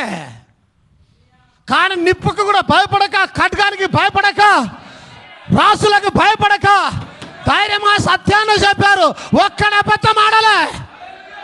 ఈరోజు చిన్న చిన్న విషయాలు మనం అవతలాడుతున్నాం. ప్రాణాలు పైన అబద్ధాలు ఆడని వీరులు ఎంతోమంది ఉన్నారు చరిత్రలో. చిన్న విషయాలు అబద్ధం లేదా అంటే ఆడటం లేదా? చాలామంది అబద్ధాలు ఆడుతూ ఉన్నారు ఈ రోజున క్రైస్తవులు. ఆమేన్. సౌలు చదువుకుంటే చాలా టైం పడుతుంది, నేను చెప్పుకుంటూ వెళ్తాను. సౌలు దేవుడు అన్నాడు పోయి అమాలేకీయులు కదా వాళ్ళు. అమాలేకీయులు, అనాకీయులు అంటే వాళ్ళు జలప్రలయం ముందున్న వాళ్ళు. వీళ్ళు అమాలేకీయులు. రాజు అన్నాడు అమాలేకుల యుద్ధం పోయి వాళ్ళందరిని వేసేయాలి, ఒక్కళ్ళను వదిలిపెట్టద్దు. అక్కడి నుంచి ఏది తెచ్చుకోవడానికి వీలేదు, అందరిని వేసేసేయాలని అన్నాడు రాజు. ఆమేన్. దానికి స్తోత్రం కలుగును గాక. సౌలు పోయాడు, విజయాన్ని సంపాదించుకున్నాడు. వచ్చేటప్పుడు మంచి మంచి గొర్రెలను, పొట్టేళ్లను, ఎద్దులను మంచివి ఏరుకొని వాటిని తీసుకొని మిగతా చంపేసి ప్రజలందరూ చంపేసి రాజుని ఎంట పెట్టుకొని, నాకు అర్థం కాలే రాజుని ఎందుకు తెచ్చుకున్నాడు ఈయన. మీకేమైనా అర్థమైందా? అంటే ఎంత ఫూలిష్నెస్ అది. వాడిని ఎందుకు తెచ్చుకున్నాడు? ఏం చేస్తావు? రాజుగా చేస్తావు, ఏడా మంత్రి పదవి ఇస్తావు నీ దగ్గర తెచ్చి ఏం చేస్తావు? రాజ్యాంగం ఒప్పుకోదే. యూదులలో నుంచి ఎవడైనా ఇశ్రాయేలీలా కావాలి, ఏది జరిగినా. బయట వాడు అన్నిడు కావడానికి లేదే. ఎందుకు తెచ్చావు మన రాజ్యంలోనికి? అంటే నా లెక్క ప్రకారం చేస్తున్నది సౌలు కాదు, దయ్యం చేస్తుంది అనుకుంటున్నాను నేను. ఎందుకంటే మనకందరూ తెలుసు ఆయన మీద ఏముంది, సౌలు మీద ఏముంది? దురాత్మ. ఆ దురాత్మ బట్టే దావీదును ప్రాణం తీయాలని చంపాలని వెంటబడుతూ ఉన్నాడు ఆయన. ఆమేన్. సో ఈయన వచ్చాడు. ఈయన ఇవన్నీ తీసుకొని వస్తున్నప్పుడే పైన ఉడుకుడు స్టార్ట్ అయింది. ఎక్కడ? పరలోకంలో కూత కూత కూత ఉడుకుతున్నారు. ఎవరు? దేవుడు. ఈయన ఉడుకుడే కాక మంట ఎక్కడ పెట్టాడు? సమూయేలు కింద వేసి మంట పెట్టాడు. సమూయేలుకి నిద్ర పట్టడంలే, ఉడుకుతూ ఉన్నాడు సమూయేలు కూడా. కొత్త కొత్త నిద్ర పట్టడం దేవుడు, మనసు నెమ్మది పట్టడం దేవుడు ఆయనకి. ఏమైందని చూస్తే దేవుడు బయలుపరిచినాడు. సౌలు దగ్గరికి మెల్లి నడుచుకుంటూ వస్తూ ఉన్నప్పుడు అంతా తెలిసిపోయింది దానికి. దగ్గరకు వచ్చిండు, సౌలు వచ్చాడు. ఏం చేసావు? ఏం చెప్పావు? అదే చేసినాను నేను. అలా ఏం లేదే, నువ్వు చెప్పినట్టుగా చేసినట్టు కనిపించడం లేదే. లేదు, ఎగ్జాక్ట్ ఎలా చెప్పావు అలా చేస్తావు. నువ్వు అలాగే చేసింటే ఆ సౌండ్ ఏంది?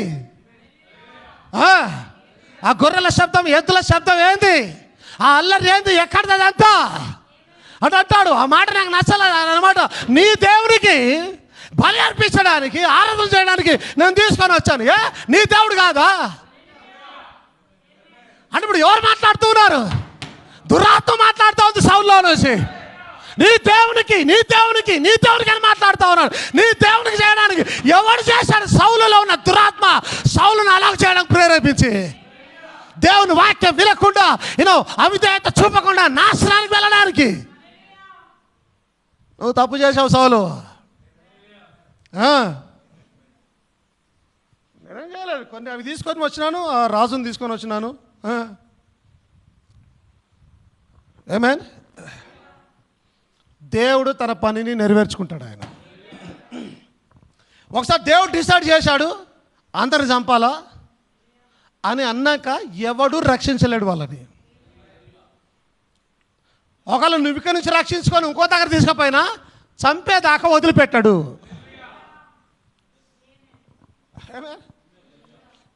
యుద్ధం జరుగుతుంది ఇజ్రాయెల్లో. మొసాద్ గురించి అందరు వినే ఉంటారు, అవునా? మొసాద్ అంటే ఆ రోజున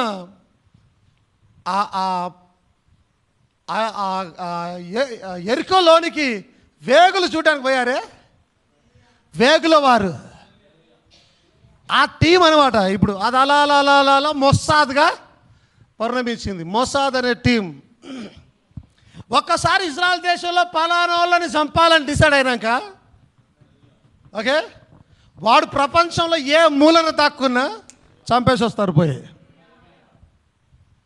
వాడు పక్క దేశంలో ఉండాల్సిన అవసరం లే, అర్థమవుతుందా? లేదా ఆ దూరంలో ఉన్న దేశంలో కాదు, భూమికి అవతల ఉన్నా సరే చంపేస్తారు ఎట్టి పరిస్థితిలో. అంటే దేవుడు డిసైడ్ చేశాడంటే ఎవడు బతకలేడు. అందుకే ఇజ్రాయెల్ ఇప్పుడు ఎవడికి భయపడ్డంలే. ఎవడైతే హమాస్ను చంపేయాలని డిసైడ్ చేశారు, వారు హమాస్ను ఖతం చేస్తారని డిసైడ్ చేశారు. వారు డిసైడ్ చేశారంటే దేవుని నిర్ణయంగా ఉంటుంది అది. వాళ్ళు డిసైడ్ చేశారు. హమాస్ ఎక్కడైతే ఉందో గాజాలో, గాజాను ఏంది శ్మశాన వాటికలా చేసేసారు దాన్ని. మీరు చూడండి, ఆశ్చర్యపోతారు, ఏంటి ఇలా కూడా ఉన్నాయా ప్రదేశాలు? శ్మశానంలాగా తయారు చేశారు. హమాస్ ఉగ్రవాదులు వాళ్ళ లీడర్లు వేరే దేశాల్లో పోయి దాక్కుంటే అక్కడ పోయి వేసేశారు. మంచి మంచి లీడర్స్ వేసేసారు. రీసెంట్గా ఖతార్లో దాక్కుంటే ఖతార్ మీద బాంబులు వేసినారు పోయి. ఎవరైనా వేరే పోయి బాంబు వేయమని చెప్పండి ధైర్యం చేసి.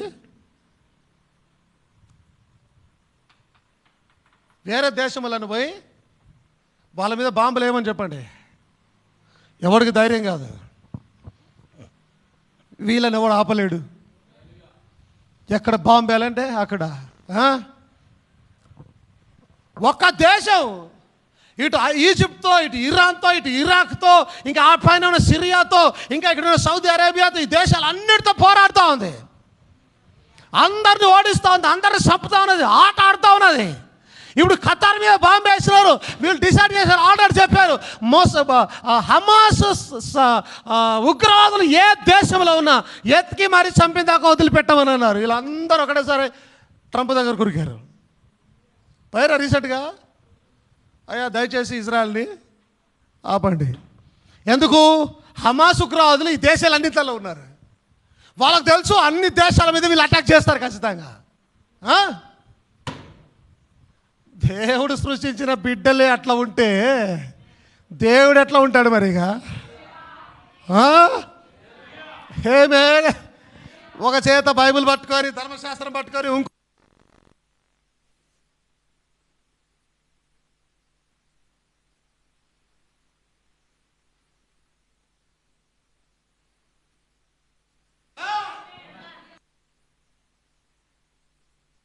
పట్టుకొని వచ్చాడు. ఆయన ధర్మశాస్త్రం పట్టుకొని వచ్చినాడు, ఖడ్గాను కూడా పట్టుకొని వచ్చినాడు. ఎందుకు? ఆయనకు తెలుసు ఆల్రెడీ దేవుని పరిపూర్ణ చిత్రం ఇంకా నెరవేర్చబడలేదు. దేవుని చిత్తం నెరవేర్చబడాలి. అక్కడ ఖడ్గాను తీసుకొని వచ్చినాడు.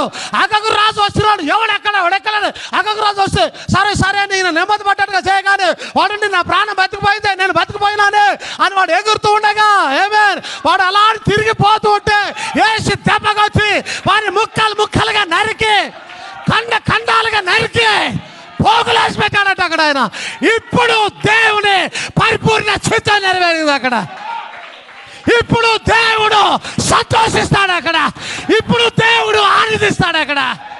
ఇప్పుడు దేవుడు మెచ్చుకుంటాడు అక్కడ. ఇప్పుడు దేవుడు మెచ్చుకుంటాడు. స్తోత్రం కలండి కాక. ఏమేన్ వాళ్ళిద్దరికి గొడవ స్టార్ట్ అయింది. ఇక శామ్యూయల్ వస్త్రం జరిగింది. అంటే మీద చేసినాడు.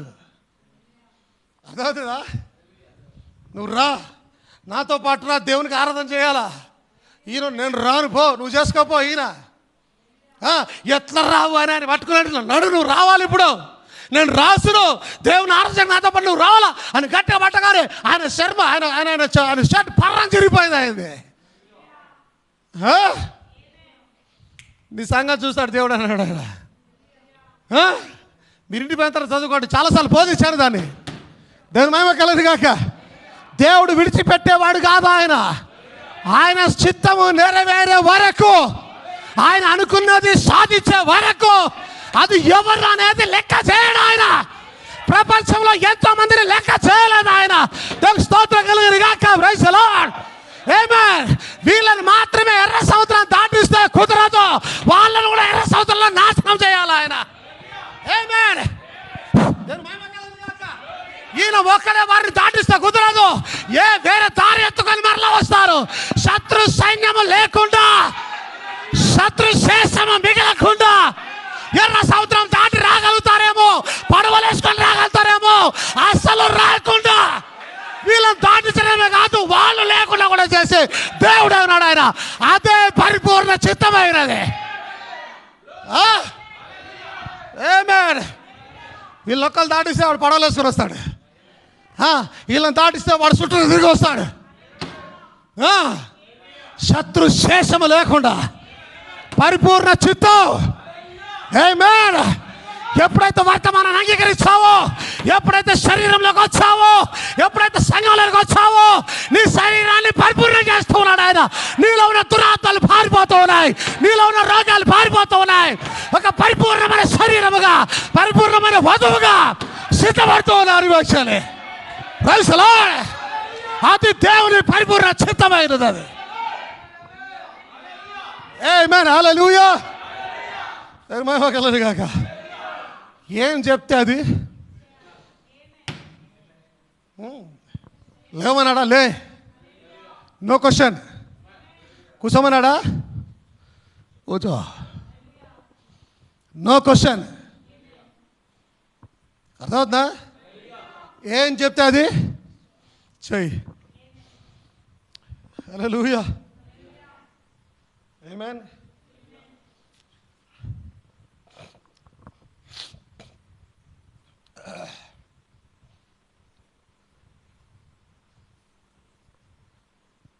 ఇంతమంది చాలా బాగా బోధించిందండి నేను. ఈ పాయింట్లోనే శామ్యూయల్ శపిస్తాడు ఆయన్ని. నీ రాజ్యాన్ని లాక్కొని దేవుడు నీ పొరుగునికి ఇచ్చేసాడు ఆల్రెడీ. గుర్తు బోధించాను. నీ రాజ్యాన్ని లాక్కొని నీ పొరుగువాడికి, ఎవడా పొరుగువాడు? దావీదు. ఇప్పుడు దావీదును రాజుగా ప్రకటించినాక రాలే దురాత్మ ఆయన మీదకి. ఏమి ఆల్రెడీ దురాత్మ ఉన్నది వాక్యానుసారం చేయకుండా. అంటే అవిధేయత తనని ఎక్కడ నడిపిస్తుందో చూడండి. దేవుని నుంచి దూరముగా నాశనం వైపులకు. ఇప్పుడు దేవుడి చేత అభిషేకించబడిన వాణి ఎంట పడి పడి పడి ఆయన ప్రాణం మీద తెచ్చుకున్నాడు. చివరికి మహిమ కలిగిన కాక చివరికి శాపం వచ్చింది, నువ్వు నాతో పాటే పరదేశకు వస్తావు రేపు ఈ టైంలో పని అన్నాడు ఆయన. అన్నాడా? ఎవరు? శామ్యూయలే. ఇంకా శామ్యూయల్ ఉద్యోగం ఇంకా అయిపోలే. శామ్యూయల్ చనిపోయినాడు, సమాధి చేయబడ్డాడు. అయితే ఈయన ఏం చేయాలో అర్థం కాక దేవుడు నాతో మాట్లాడడం లేదే, దేవుడు నాతో సంధించడం లేదే, నేను యుద్ధానికి వెళ్ళాలో అవుతో చెప్పడం లేదే, ఏం చేయాలో అర్థం కాలే ఆయనకి. దేవుని మహిమ కలిగిన కాక. హల్లెలూయా. దానికి స్తోత్రం కలిగిన కాక. కింగ్ డేవిడ్ ఒకసారి తీయండి, రాజును చూడండి. రాజు అయిన దావీదు చూడండి ఒకసారి. ఒకటో దినవృత్తాంతంలో 21వ అధ్యాయం 1వ వచనం. తర్వాత సాతాను ఇశ్రాయేలునకు విరోధముగా లేచి ఇశ్రాయేలును లెక్కించుటకు దావీదును ప్రేరేపించగా ఏమైంది? సౌలు మీద ఉన్న దురాత్మ ఇప్పుడు ఏమైంది? దావీదు మీదకి రాలే, దావీదు మీదకి వచ్చే ప్రయత్నం చేస్తూ ఉంది. దురాత్మ విడిచిపోలే, ఎందుకంటే దేవుడు విడిచిపోలేగా. దేవుడు తన బిడ్డలను విడిచిపెట్టలే. సౌలు కాకపోతే సౌలు తర్వాత ఇంకో రాజు, ఏలే కాకపోతే ఏలే తర్వాత ఇంకో ప్రవక్త. ఆయన విడిచిపెట్టాలే. సాతాను కూడా విడిచిపెట్టలే, దురాత్మ కూడా విడిచిపెట్టాలి. సాతాను అట ఇశ్రాయేలుకు, సాతాను స్టూడ్ అప్ అగైన్స్ ఇశ్రాయేల్, లేచి ఇశ్రాయేలును లెక్కించుటకు దావీదును ప్రేరేపించగా. ఎందుకు లెక్కించాలి? ఏమండి, ఎందుకు లెక్కించాలి? కేవలం 300 మంది పోయి జయించుకొని తిరిగి వచ్చారే, 300 మందితో సాధ్యమా? అది అసాధ్యం. కానీ చేసింది ఎవరు? దేవుడు. అంటే ఇశ్రాయేలులు ఎంతమంది ఉన్నారు, ఎంతమంది కత్తి బాగా వాడగలుగుతారు, ఎంతమంది గుర్రాలను నడిపించగలుగుతారు, ఎంతమంది యోధులు ఉన్నారు, ఎందుకు చూస్తున్నావు? నువ్వు మనిషి యొక్క సామర్థ్యం మీద ఆధారపడే ప్రయత్నం చేస్తూ ఉన్నావు. నువ్వు దేవుని బలాన్ని లెక్కబెట్టక చేసేది దేవుడు అని నిర్లక్ష్యం చేసి నీ బలం మీద ఆధార ప్రయత్నం చేస్తున్నావు. ఇప్పుడు మనుషులు లెక్కబట్టి నాకు ఇంతమంది ఉన్నారు, దేవుని నుంచి నీ మనసు ఎక్కడ పోతుంది? మనుషుల మీదకి వెళ్ళిపోతుంది. అది దేవునికి ఇష్టం లేదు. అది చూడండి మాట ఏమంటాడు అక్కడ.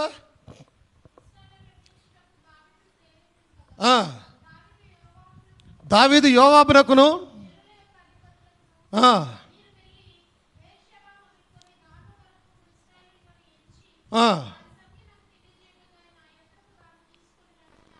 తీసుకోరంటే ఆజ్ఞాపించాను. రాజా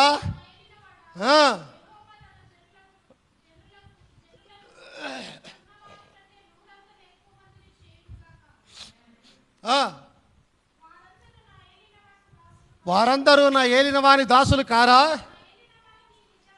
నా ఏలిన వానికి ఈ విచారణ ఎలా? మీరెందుకు ప్రజల లెక్క రాయిస్తూ ఉన్నారు? అవసరం ఏముంది? ఇది జరగవలసిన హేతువేమి? కారణం ఏంటి? దీనికి జరిగిన ఎడల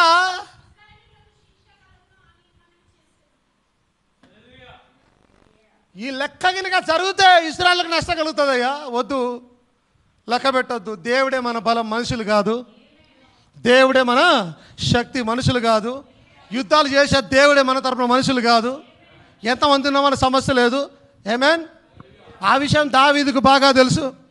ఇశ్రాయేలు అందరూ భయపడుతున్నప్పుడు ఒక్కడు పోయి గొల్లియాతును చంపాడు. అక్కడ ఆయన చంపింది దావీదు కాదు, ఎవరు చంపారు? దేవుడే చంపి ఉన్నాడు. అంటే మనుషుల బలము పనికి రాదని దావీదుకు బాగా తెలుసు. అయినా ఎంతమంది కత్తి వాడగలుగుతారు, ఎంతమంది ఎలా యోధులు ఉన్నారు లెక్క పెట్టే ప్రయత్నం చేస్తున్నాడు.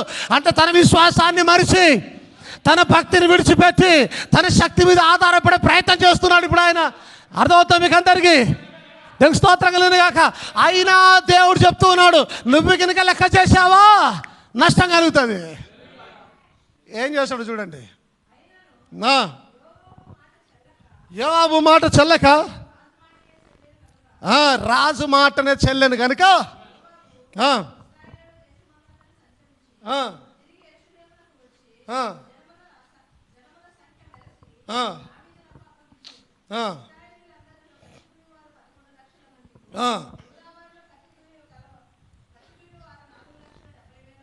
ఎలాగొడుతున్నాడు ఆయన? కత్తి దూసేటోళ్ళని.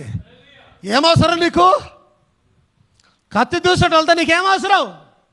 ఏ యుద్ధము నీ సొంతంగా గెలిచావు నువ్వు? ఏ యుద్ధము దేవుడు సహాయం లేకుండా గెలిచావు నువ్వు? ఏమే ఒక రోజున మీ బలం సరిపోయినప్పుడు దేవుడు మిమ్మల్ని అంతా నిద్రపుచ్చి అక్కడ యాక్షన్ చేయగా, స్పీకర్లు పెట్టగా, గుర్రాల శబ్దాన్ని సృష్టించగా మీరు నిద్రపోతున్నప్పుడు కదా విజయాన్ని ఇచ్చాడు దేవుడు. ఆయన మీ సంఖ్య తక్కువగా ఉన్నప్పుడే కదా విజయాన్ని ఇచ్చాడు దేవుడు. అక్కడ దేవుడు కదా విజయాన్ని తీసుకొని వచ్చింది. ఏ కారణం చేత లెక్క పెడుతున్నావు ప్రజలు? ఇక్కడ ఒకరోజు నీలో ఉన్న ఆత్మవిశ్వాసం, ఒకరోజు దేవుని మీద ఆధారపడ్డ జీవితం ఈరోజు ఏమైంది? దావీదు నీ పరిస్థితి ఏమైంది నాన్న? ఎందుకు అలా దిగజారిపోయావు? దేవుని మీద ఆధారపడకుండా ఎందుకు అలా దిగజారిపోయావు? ఇది నాన్న ఏమండి? ఇజ్రాయెల్ ఇంతమంది కత్తి వాడగలుగుతారు, యూదాలో ఇంతమంది కత్తి వాడగలుగుతారు.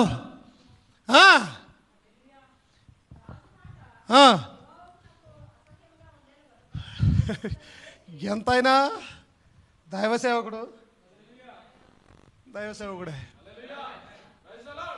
నువ్వే ఒక్క మాట రాజుకు మంచిగా మాట్లాడితే మంచి ధనం వస్తుంది, రాజు దగ్గర నుంచి అంతా ఓకే. రాజు మంచిగా చూసుకుంటాడు, నా ఫేవరెట్ పాస్టర్ అంటాడు, నా గురికి నా పాస్టర్ అని ధైర్యంగా చెప్తాడు. కానీ రాజు మాట అసహ్యం. ఎందుకు? దేవుడు చెప్పినట్టు చేయలే. రాజు మాట యోవాబునకు అసహ్యముగా. ఏమండి, అందరు ఈ మాటను బాగా వినాలి. ఎప్పుడైతే నువ్వు దేవుని వాక్యానుసారం జీవించవో నీ జీవితం అసహ్యం. దేవుని మాట ప్రకారం జీవించవో, దేవుని మీద నమ్మకాన్ని పెట్టవో, ఆమేన్, దేవుడు అడిగినట్టుగా జీవించే ప్రయత్నం చేయవో, నీ బలం మీద ఆధారపడతావో, నీ కుటుంబం మీద ఆధారపడతావో, నీ ఉద్యోగం మీద ఆధారపడినప్పుడు ఆమేన్ నీ అంటే అసహ్యం. ఎందుకంటే దేవుని శక్తిని నమ్మడంలే, దేవుని ఆశీర్వాదాన్ని నమ్మడంలే. ఏమేం తెలుసు స్తోత్రం కలుగును గాక. రాజు మాట యోవాబుకి ఏమైంది? అసహ్యం. అతడు ఏం చేశాడట?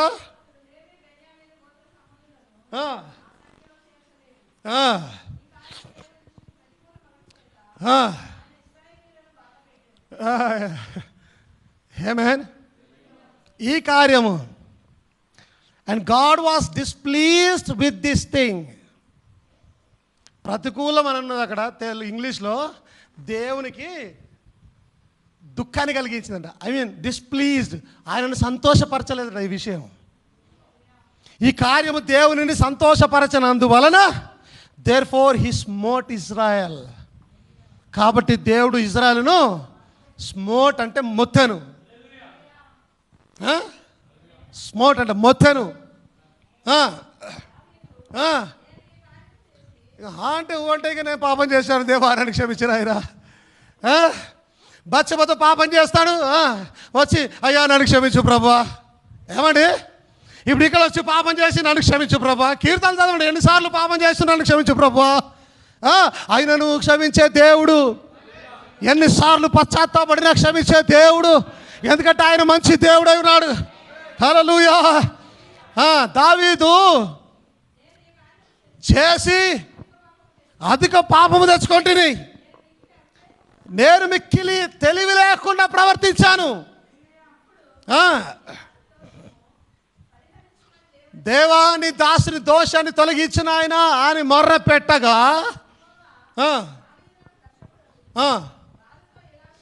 దర్శకుడగు అలాగే ప్రవక్తగు గాదుతో ఇలా సెలవిస్తున్నాడు, నీవు వెళ్ళి దావీదుతో ఇట్లనము.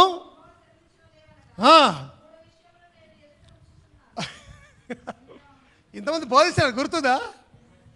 దేవుడు ముందు సెలక్షన్స్ పెట్టాడు, గుర్తుందా మీకు? ఇంతమంది బోధించాను, 3 సెలక్షన్లు. దమ్ముంటే సెలెక్ట్ చేయదు దాంట్లోకి వెళ్ళి. చూడండి,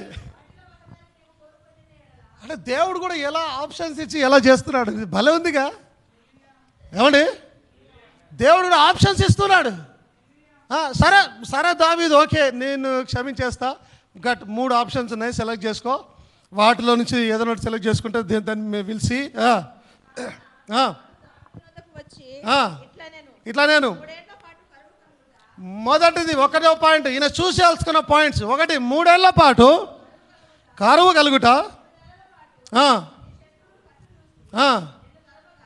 ఎవరు కరువు కలిగేది? వీళ్ళకే. 3 నెలల పాటు నీ శత్రువులు కత్తి దూసి నిన్ను తరమగా నీవు వారి ఎదుట నిలవలేక నశించిపోవుట. 3 దినముల పాటు దేశమందు యెహోవా కత్తి అనగా తెగులు నిలుచుట చేత యెహోవా దూత ఇశ్రాయేలుల దేశమందంతటా నాశనము కలుగజేయుట. చూసారా, విన్నారా? దేవుడు ఇస్తున్న ఆప్షన్స్ చూడండి, విన్నారా? అదేదో సామెత ఉంది, ఏ రాయి అయితే ఏంది పళ్ళు రాలగొట్టుకోనికి అన్నట్టుగా. పళ్ళు రాలగొట్టుకోనికి సపరేట్గా రాయలు కావాలండి. ఏ రాయి అయితే పట్టను కొట్టుకోనికే దేవుడు ఎట్లా ఆప్షన్స్ పెట్టినాడు చూడండి. ఏది చూసేసినా పళ్ళు రాలుట ఖాయం. సీరియస్ రాజేందర్, సీరియస్గా పెట్టినాడు. ఏం చేసినా పళ్ళు రావుట అలా దేవుడితేనా మసాకులు? దేవుడు నన్ను క్షమించను అనలే, నేను క్షమించను పో అన్నాడా? అనలే. ఫైన్, నువ్వు అడుగుతున్నావు కదా, క్షమిస్తాను, బట్ 3 కూడా చూస్ చేసుకో. ఏమేన్ ఏమైనా? అందుకే బ్రదర్ రానమంటాడు, ప్రతి పాపానికి శిక్ష తప్పకుండా ఉంటుందంట. ఖచ్చితంగా తీర్పులో తీసుకొస్తాను ప్రతి పాపానికి. దేవుని చిత్తమైతే కొద్దిగా ఎలాబరేట్గా తొందరలో దాన్ని నేను బోధించే ప్రయత్నం చేస్తాను. ఏమేన్? హల్లెలూయా. కోరుకోమని యెహోవా సెలవిచ్చుచున్నాడు, కావున నన్ను పంపిన వానికి నేను ఏమి ప్రత్యుత్తరం ఇవ్వవలెనో దాన్ని యోచించుకొనుము. అందుకు దావీదు, గట్టిగా చదవండమ్మా. అందుకు దావీదు, నేను మిక్కిలి ఇరుకులో చిక్కి ఉన్నాను. యెహోవా నేను మిక్కిలి ఇరుకులో చిక్కి ఉన్నాను. నువ్వు చిక్కలే, చిక్కించాడు నిన్ను. ఎందుకు చిక్కించాడు? విధేయత లేనందువలన, చెప్పిన మాట చేయనందువలన. ఇంకేమైనా ఉందా అక్కడ? ఇప్పుడు నేనేమంటా, లెక్క పెడితే తప్పేముంది? జనసంఖ్య ఎంతమంది ప్రజలు ఉన్నారు, ఎంతమంది సిస్టర్స్ ఉన్నారు, బ్రదర్స్ ఉన్నారు, ఏమిది తప్పేముంది? సంఖ్యాకాండం అంతా అదే కదా, లెక్క పెట్టమంటే లెక్క పెట్టారు కదా. సంఖ్యాకాండంలో సంఖ్యాకాండం అదే కదా, సంఖ్యాకాండము లెక్క పెట్టారు. ఇజ్రాయెల్ ఎంతమంది ఏది లెక్క పెట్టారు, అక్కడ తప్పేముంది అని అనుకుంటే. కానీ దేవుని పాయింట్ ఇక్కడ అది కాదు, మాట వినలే. వద్దు, అది ఏదైనా సరే, నీకు మేలు కలుగుతా అన్నా వద్దు, నష్టం కలుగుతుంది, ఏదైనా వద్దు, వద్దు. చెయ్యొద్దు అంటే చేయొద్దు, దేవుడు చెప్పాడు, ఫైనల్. వద్దు అంటే వద్దు. మాట వినకపోవడం వల్ల, అందుకే నేను సంఘంగా మీకు చెప్తున్నాను, నేను జస్ట్ చెప్పింది చేయండి, ఇంకా వేరే దాని కొరకు ఎతకమాకండి. ఒకవేళ నష్టం కలుగుతా అన్నా, లేదా అరే ఇది చేస్తే తప్పేముంది అనిపించినా, ఒకని ఎదుట సరిగా కనబడే మార్గం కలదట, తుదికి అది నాశనానికి నడిపిస్తుందట. అర్థమవుతుందా అందరికీ? అర్థమవుతుందా? ఒకని ఎదుట సరిగ్గా అనిపిస్తుందంట, అది దీంట్లో తప్పేముంది అనిపిస్తుందంట, కానీ చివరికి డినామినేషన్స్కి ఈరోజు అలాగే ఉంది. తండ్రి కుమార పరిశుద్ధాత్మ అరే కరెక్టే కదా అనిపిస్తుంది, కానీ చివరికి నాశనానికి నడిపిస్తుంది. ఆమేన్. దేవుని మహిమ కలుగును గాక. హల్లెలూయా. మిక్కిలి ఇరుకులో చిక్కి ఉన్నాను, యెహోవా మహా కృప గలవాడు, నేను మనుషుల చేతిలో పడక ఆయన చేతిలోనే పడుదును గాక అని గాదుతో అనేను. మూడోది చూసేసుకుంటున్నాడు. ఒకటి కరువుని మిమ్మల్ని చంపుతుంది, ఓకే. రెండవది శత్రువులు మిమ్మల్ని చంపుతారు. మూడవది నేను మిమ్మల్ని చంపుతాను, యెహోవా చంపుతాడు. ఇప్పుడు ఏమంటే ఈ అమ్మ శత్రుల చేతిలో చచ్చేదేంది, ఇంత బతికి గుడెనక చచ్చేదేంది, ఇంత బతికి కరువులో చచ్చేయండి, తిండి రాజునై తిండి లేకుండా చచ్చేదేంది, పడితే వాడు తిని దేవుని చేతుల్లో వడును గాక. ఓ మంచి నిర్ణయం అయితే తీసుకున్నాడు. నన్ను కనుక చంపితే దేవుడే చంపాలా? ఎవడు చంపేది లేదు. ఎవడు చెయ్యి నా మీదకి రాకూడదు. హల్లెలూయా. దీని మహిమకలను గాక. యెహోవా మహాకృప గలవాడు, నేను మనుషుల చేతిలో పడక ఆయన చేతిలోనే పడుదును గాక అని కాదుతానను. కావున యెహోవా ఇశ్రాయేలీయుల మీదకి తెగులు పంపగా ఇశ్రాయేలీయులలో ఎంతమంది?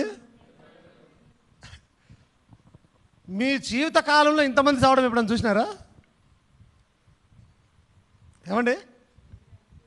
70,000 మంది. ఎట్లా ఉందంటే వాళ్ళు పుడుతూనే ఉన్నారు, ఇది చంపుతూనే ఉన్నారు. ఆయన వాళ్ళని చంపకుండా ఉండింటే వాళ్ళ జనాభా ఎంత ఉండే భూమి మీద? ఎందుకంటే 70,000 మంది అనుకుందాం. 70,000లో ఒక 35,000 పురుషులను తీసుకోండి. మళ్ళీ వాళ్ళు పెళ్ళిళ్ళు చేసుకుంటే వాళ్ళకి ఎంతమంది పుడతారు, వాళ్ళకి ఎంతమంది పుడతారు, ఎంత జనాభా? అట్లా ఎన్నిసార్లు వేసేసినాడు ఆయన? లెక్క ఉందా? పుట్లు వస్తా ఉన్నారు, అట్లా ఈగలు వస్తున్నట్టు వస్తూ ఉన్నారు. పట పట పట పట పట పట. ఒకసారి అయితే మోస అడ్డుపోయినాడు, సొంతం నన్ను చంపేసేయి. తెగులు ఆగిపోయింది అక్కడే. లేదంటే మొత్తం వేసేసేది ఆ రోజు ఆగకుండా. ఏమేన్? దాని మహిమ కలిగిన గాక. హల్లెలూయా. స్తోత్రం కలిగిన గాక. దేవుని మాట ఫైనల్. ఓకే, దేవుని వాక్యం ఫైనల్. అర్థమవుతుందా? దేవుడు ఏం చెప్తే అది ఫైనల్. దేవుని మాటనే చివరి మాట.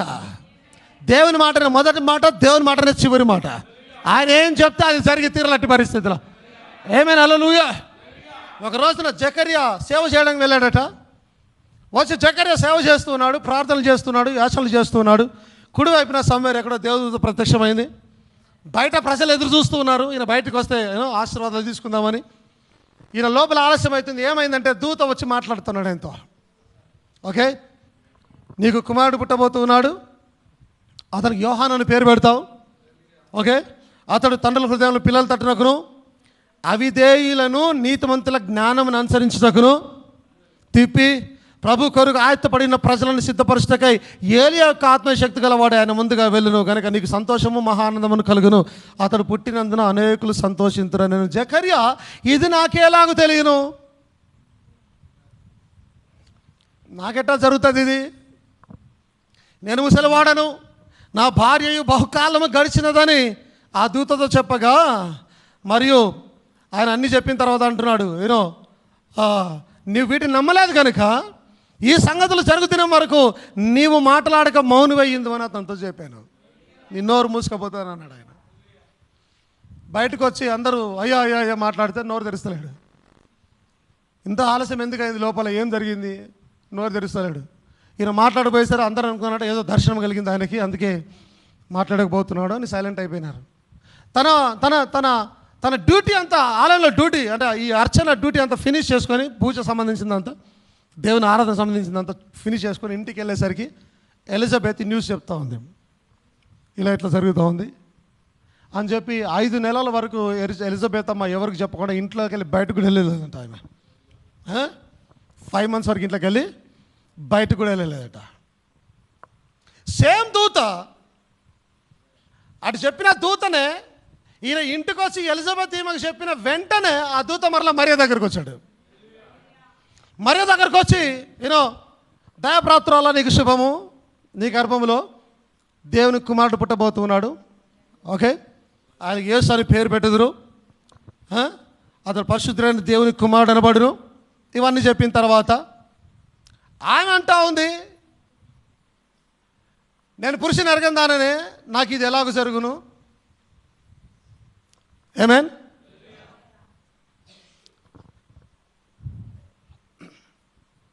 బ్రదర్ బ్రానమ్ మాట్లాడుతున్నాడు. ఆయన అంటూ ఉన్నాడు ఒక వర్తమానంలో, ఆ వర్తమానం జెహోవా జాయిరే, యెహోవా ఈరే అనే వర్తమానం ఆయన మాట్లాడుతూ ఆయన అంటున్నాడు, if God said so that settles it. దేవుడికి ఒక మాట చెప్పాడంటే అది అక్కడితో ముగుస్తుంది. Okay, if God said so that makes it right. దేవుడు అక్కడ చెప్పాడంటే అది దాన్ని సరిగా చేస్తుంది. Now he is the final voice on all authority. ఆయన స్వరమే అన్నిటి మీద అధికారం కలిగినది. ఆయన స్వరమే చివరి స్వరం. ఆమేన్. ఇప్పుడు ఆయన యోహాను పుడతాడని చెప్పాడంటే అది చివరి స్వరం. దాని తర్వాత ఎట్లా పుడతాడు, ఎట్లా జరుగుతుంది, ఇది అసాధ్యమే అవనిలే. ఆయన voice final. He is the final voice and all authority. He has all authority. ఆయన సర్వాధికారం కలిగి ఉన్నాడు. Of everything God has the supreme authority.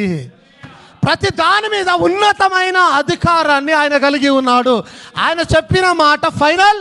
ఆయన ఏ చెప్తే జరిగి తీరుతుంది. బ్రదర్ అంటూ ఉన్నాడు. ఆమేన్. ఇప్పుడు దేవుడు ఒక మాట నీతో చెప్పాడంటే అది ఫైనల్, తిరుగులేదు దానికి ఇంకా. ఎందుకంటే ఆయన ఏం చెప్తాడో తెలుసా? వాక్యంలో ఉన్నదే చెప్తాడు ఆయన. ఆమేన్. జకర్యాకు చెప్పిన విషయము యెషయాలో ఆల్రెడీ ఉంది. మరియకు చెప్పిన విషయం కూడా యెషయాలో ఆల్రెడీ ఉంది.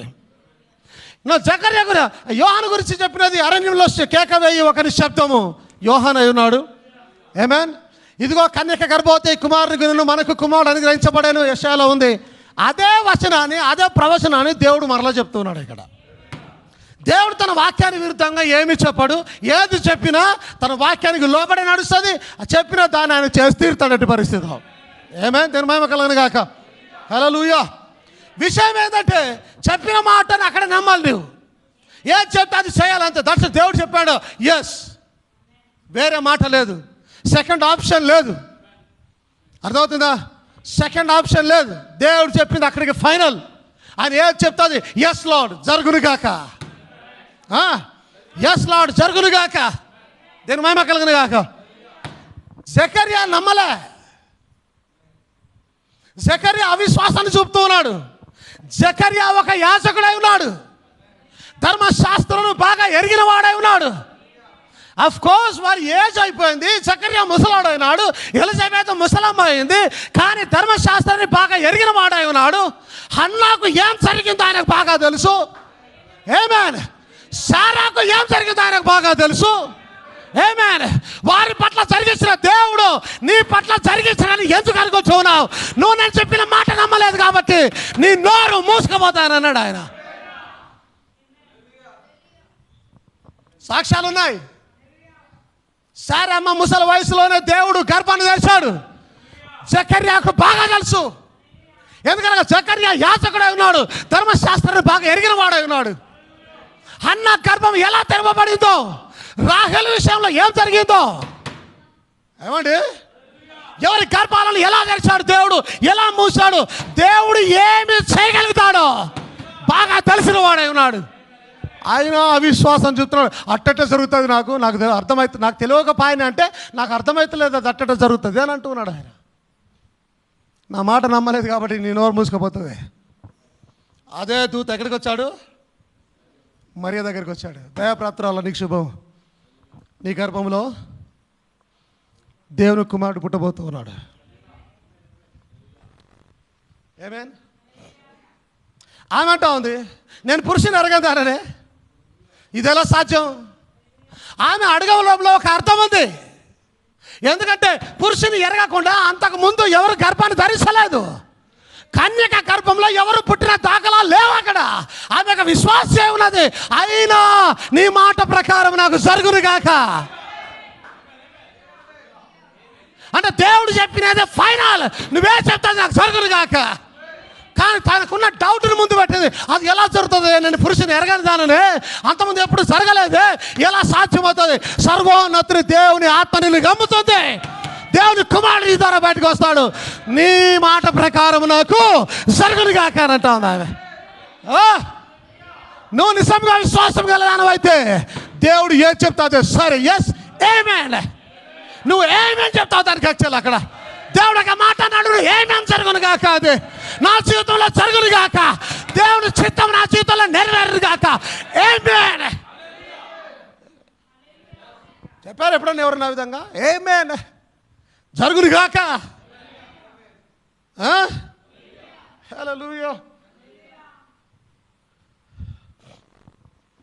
చిన్న కోట్స్ నాకు చెప్పిన ముందుకెళ్తాను. Then Abraham believed him and when he did Abraham hadn't questioned. Abraham ఎప్పుడైతే చెప్పాడో దేవుడు చెప్పాడో అబ్రహాం క్వశ్చన్ చేయలేదట. అదవుతుందా? అబ్రహాం క్వశ్చన్ చేయలేదు. But God said, I'm going to tell you how it's done.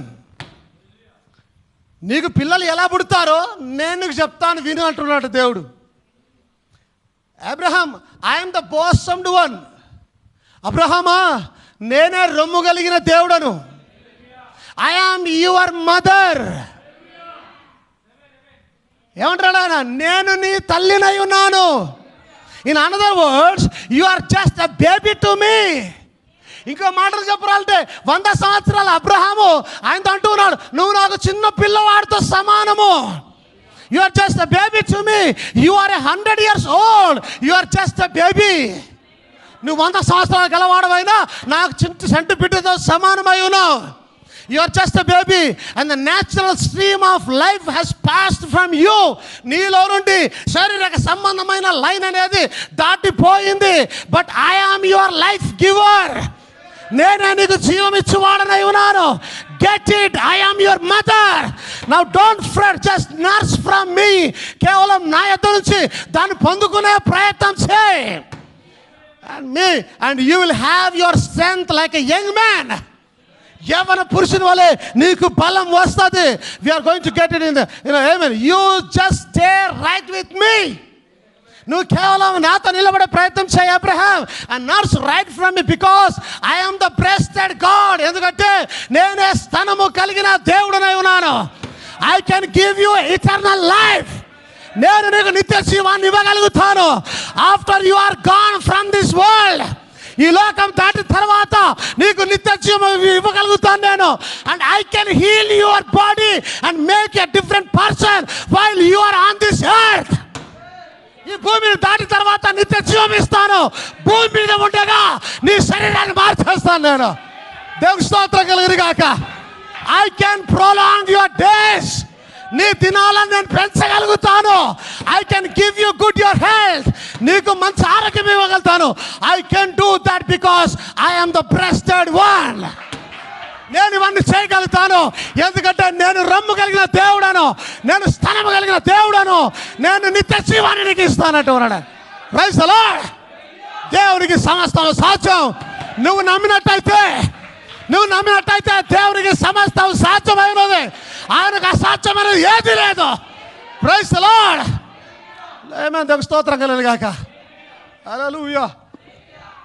కేవలం నమ్మకం, జస్ట్ నమ్ము. ఎస్, దేవుడు చెప్పిన మాట ఫైనల్. దేవుడు చెప్పిన మాట ఫైనల్.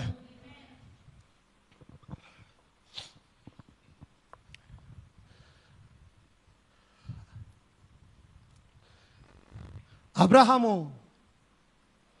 విశ్వాసం మీద ఆధారపడ్డాడు. ఓకే,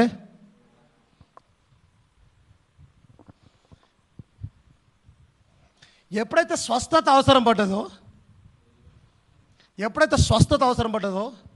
మోషేతో అన్నాడు, సర్పాన్ని పైనకి ఎక్కి అని అన్నాడు ఆయన.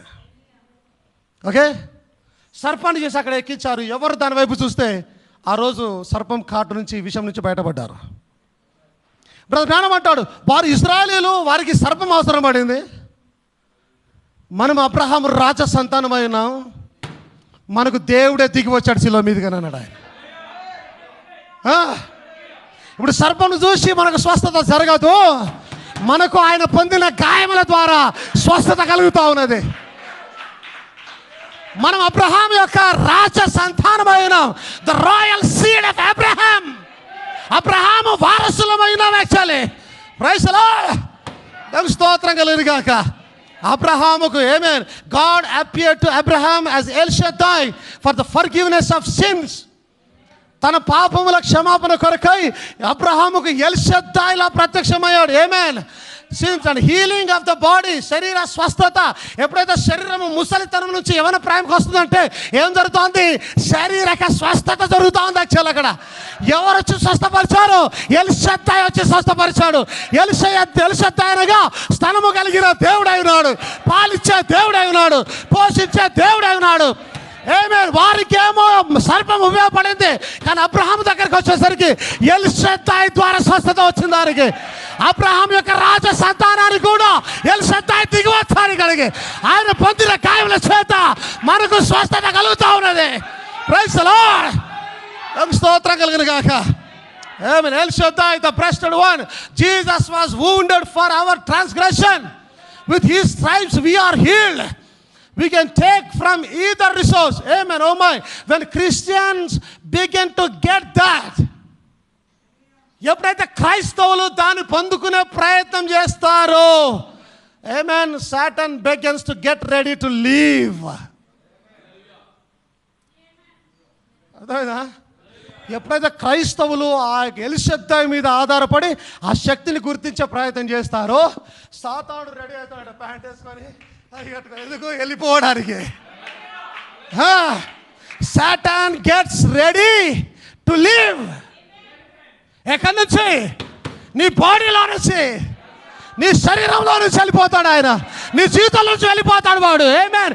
ఎందుకంటే ఎవరైతే ఉండాలో ఆ బ్రెస్టెడ్ గాడ్ వచ్చేసాడు నీ లోపలికి, స్వస్థపరిచే యెహోవా వచ్చేసాడు నీ లోపలికి. వాడికి స్థానం లేదు.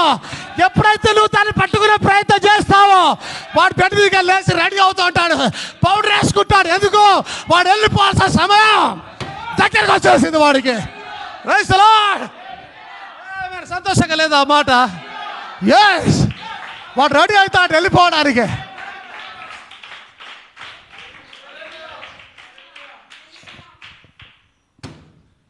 ఎప్పుడైతే I'm the royal seed of Abraham, El Shaddai is my healer అని నువ్వు ఎప్పుడైతే పలుకుతున్నావో వాడిని నిద్ర చెప్తున్నట్టు, లేరా బై నీ టైం అయిపోయింది, లే ఇంకా చాలు పడుకున్నా కాడికి చాలుగా, లేని టైం అయిపోయింది, ఇక బయటికి వెళ్ళే టైం అయిపోయింది, లేచి బట్టలు వేసుకొని మాట్లాడుకుని రెడీ ఇంకో ఇల్లు ఎత్తుకపోయి అక్కడ. ఆమేన్. ఈ ఇల్లు దేవుని ఇల్లుగా మారుతా ఉంది. ఇప్పుడు ఇది దేవుని ఆలయంగా మారుతా ఉంది. ఇంకోటి ఎత్తుకోవాలి, ఇంకో సమాధి ఎత్తుకోవాలి.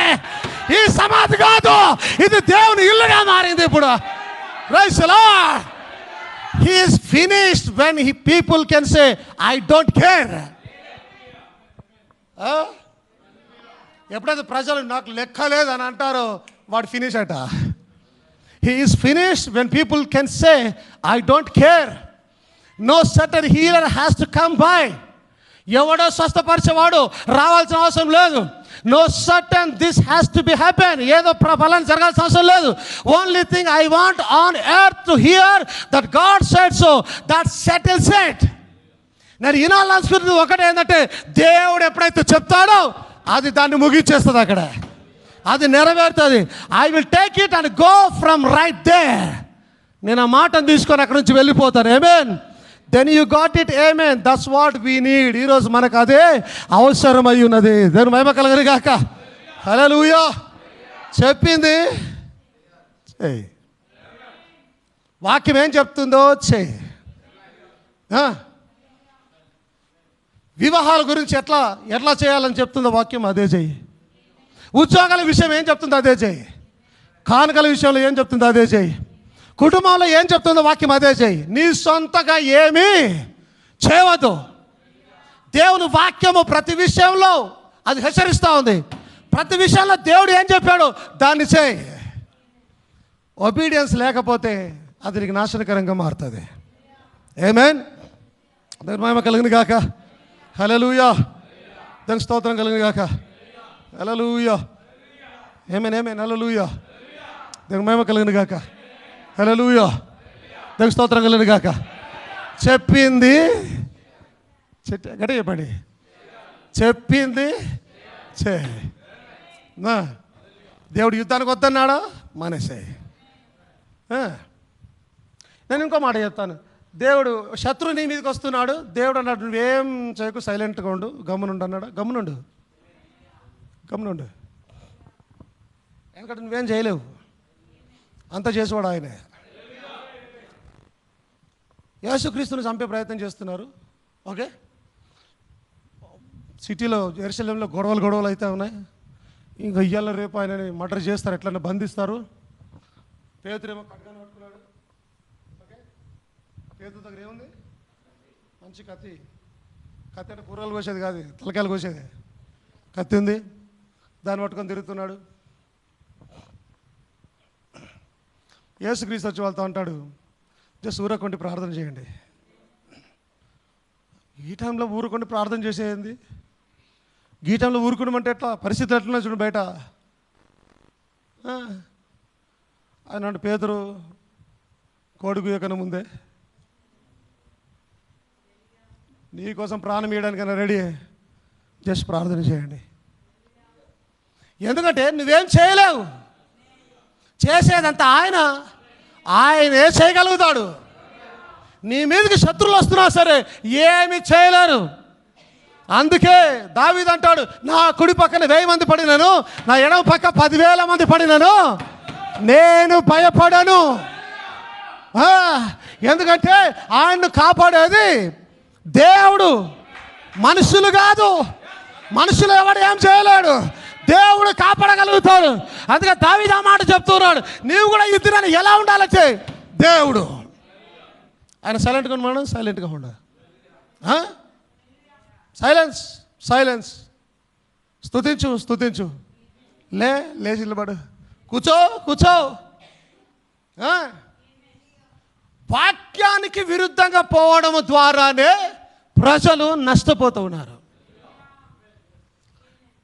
లోబడకపోవట చేతనే దేవుని కోపానికి గురవుతూ ఉన్నారు. అందరికి అర్థమవుతుంది మాటలు. అవిధేయత నాశనకరము. అదవునా? అవిధేయత నాశనకరము. దేవుని మహిమ కలుగును గాక. హల్లెలూయా. అవిధేయత నాశనకరము. అవిధేయతతో దేవుని బాధ పెట్టదు, అవిధేయతతో సేవకుని బాధ పెట్టదు, అవిధేయతతో ఇంకెవరిని బాధ పెట్టదు. ఆమేన్. దేవుని వాక్యానికి లోబడు, దేవుడు ఆశీర్వదిస్తాడు నిన్ను. అర్థమవుతుందా? దేవుడు ఆశీర్వదిస్తాడు నిన్ను. అవిధేయత నాశనకరము. ఈ మాట చెవులో గిర్రం తిరుగుతూ ఇంటికి వెళ్ళాలి మీరు నాన్న. అవిధేయత నాశనకరం. ఏది చెప్తే అది చేయాలి. మీకు వెలిగితే గినక ఇంకా ఉన్నాయి కొన్ని, ముందుకు ఇంతకుముందు చెప్పిన విషయాలు కొన్ని ఉన్నాయి. మేబీ నెక్స్ట్ ప్రసంగంలో చెప్తాను వాటిని. దేవుడు ఏది చెప్తా అది చేయాలి. అర్థమవుతుందా? సపోజ్ నేను అన్నాను అనుకో, వచ్చి నన్ను ఎవరైనా కొట్టండి నా ఆత్మచేత, ఏం చేయాలి? కొట్టాలి.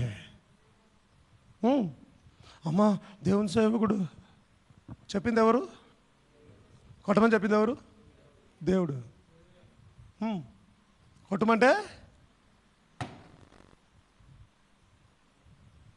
ఇది ఎట్లా ఉంటుంది ఇప్పుడు? అరే కొట్టేదేంటి దేవుని సేవకుని? దేవుడు చెప్తాడు అట్లా కొట్టమని దేవుని సేవకుని.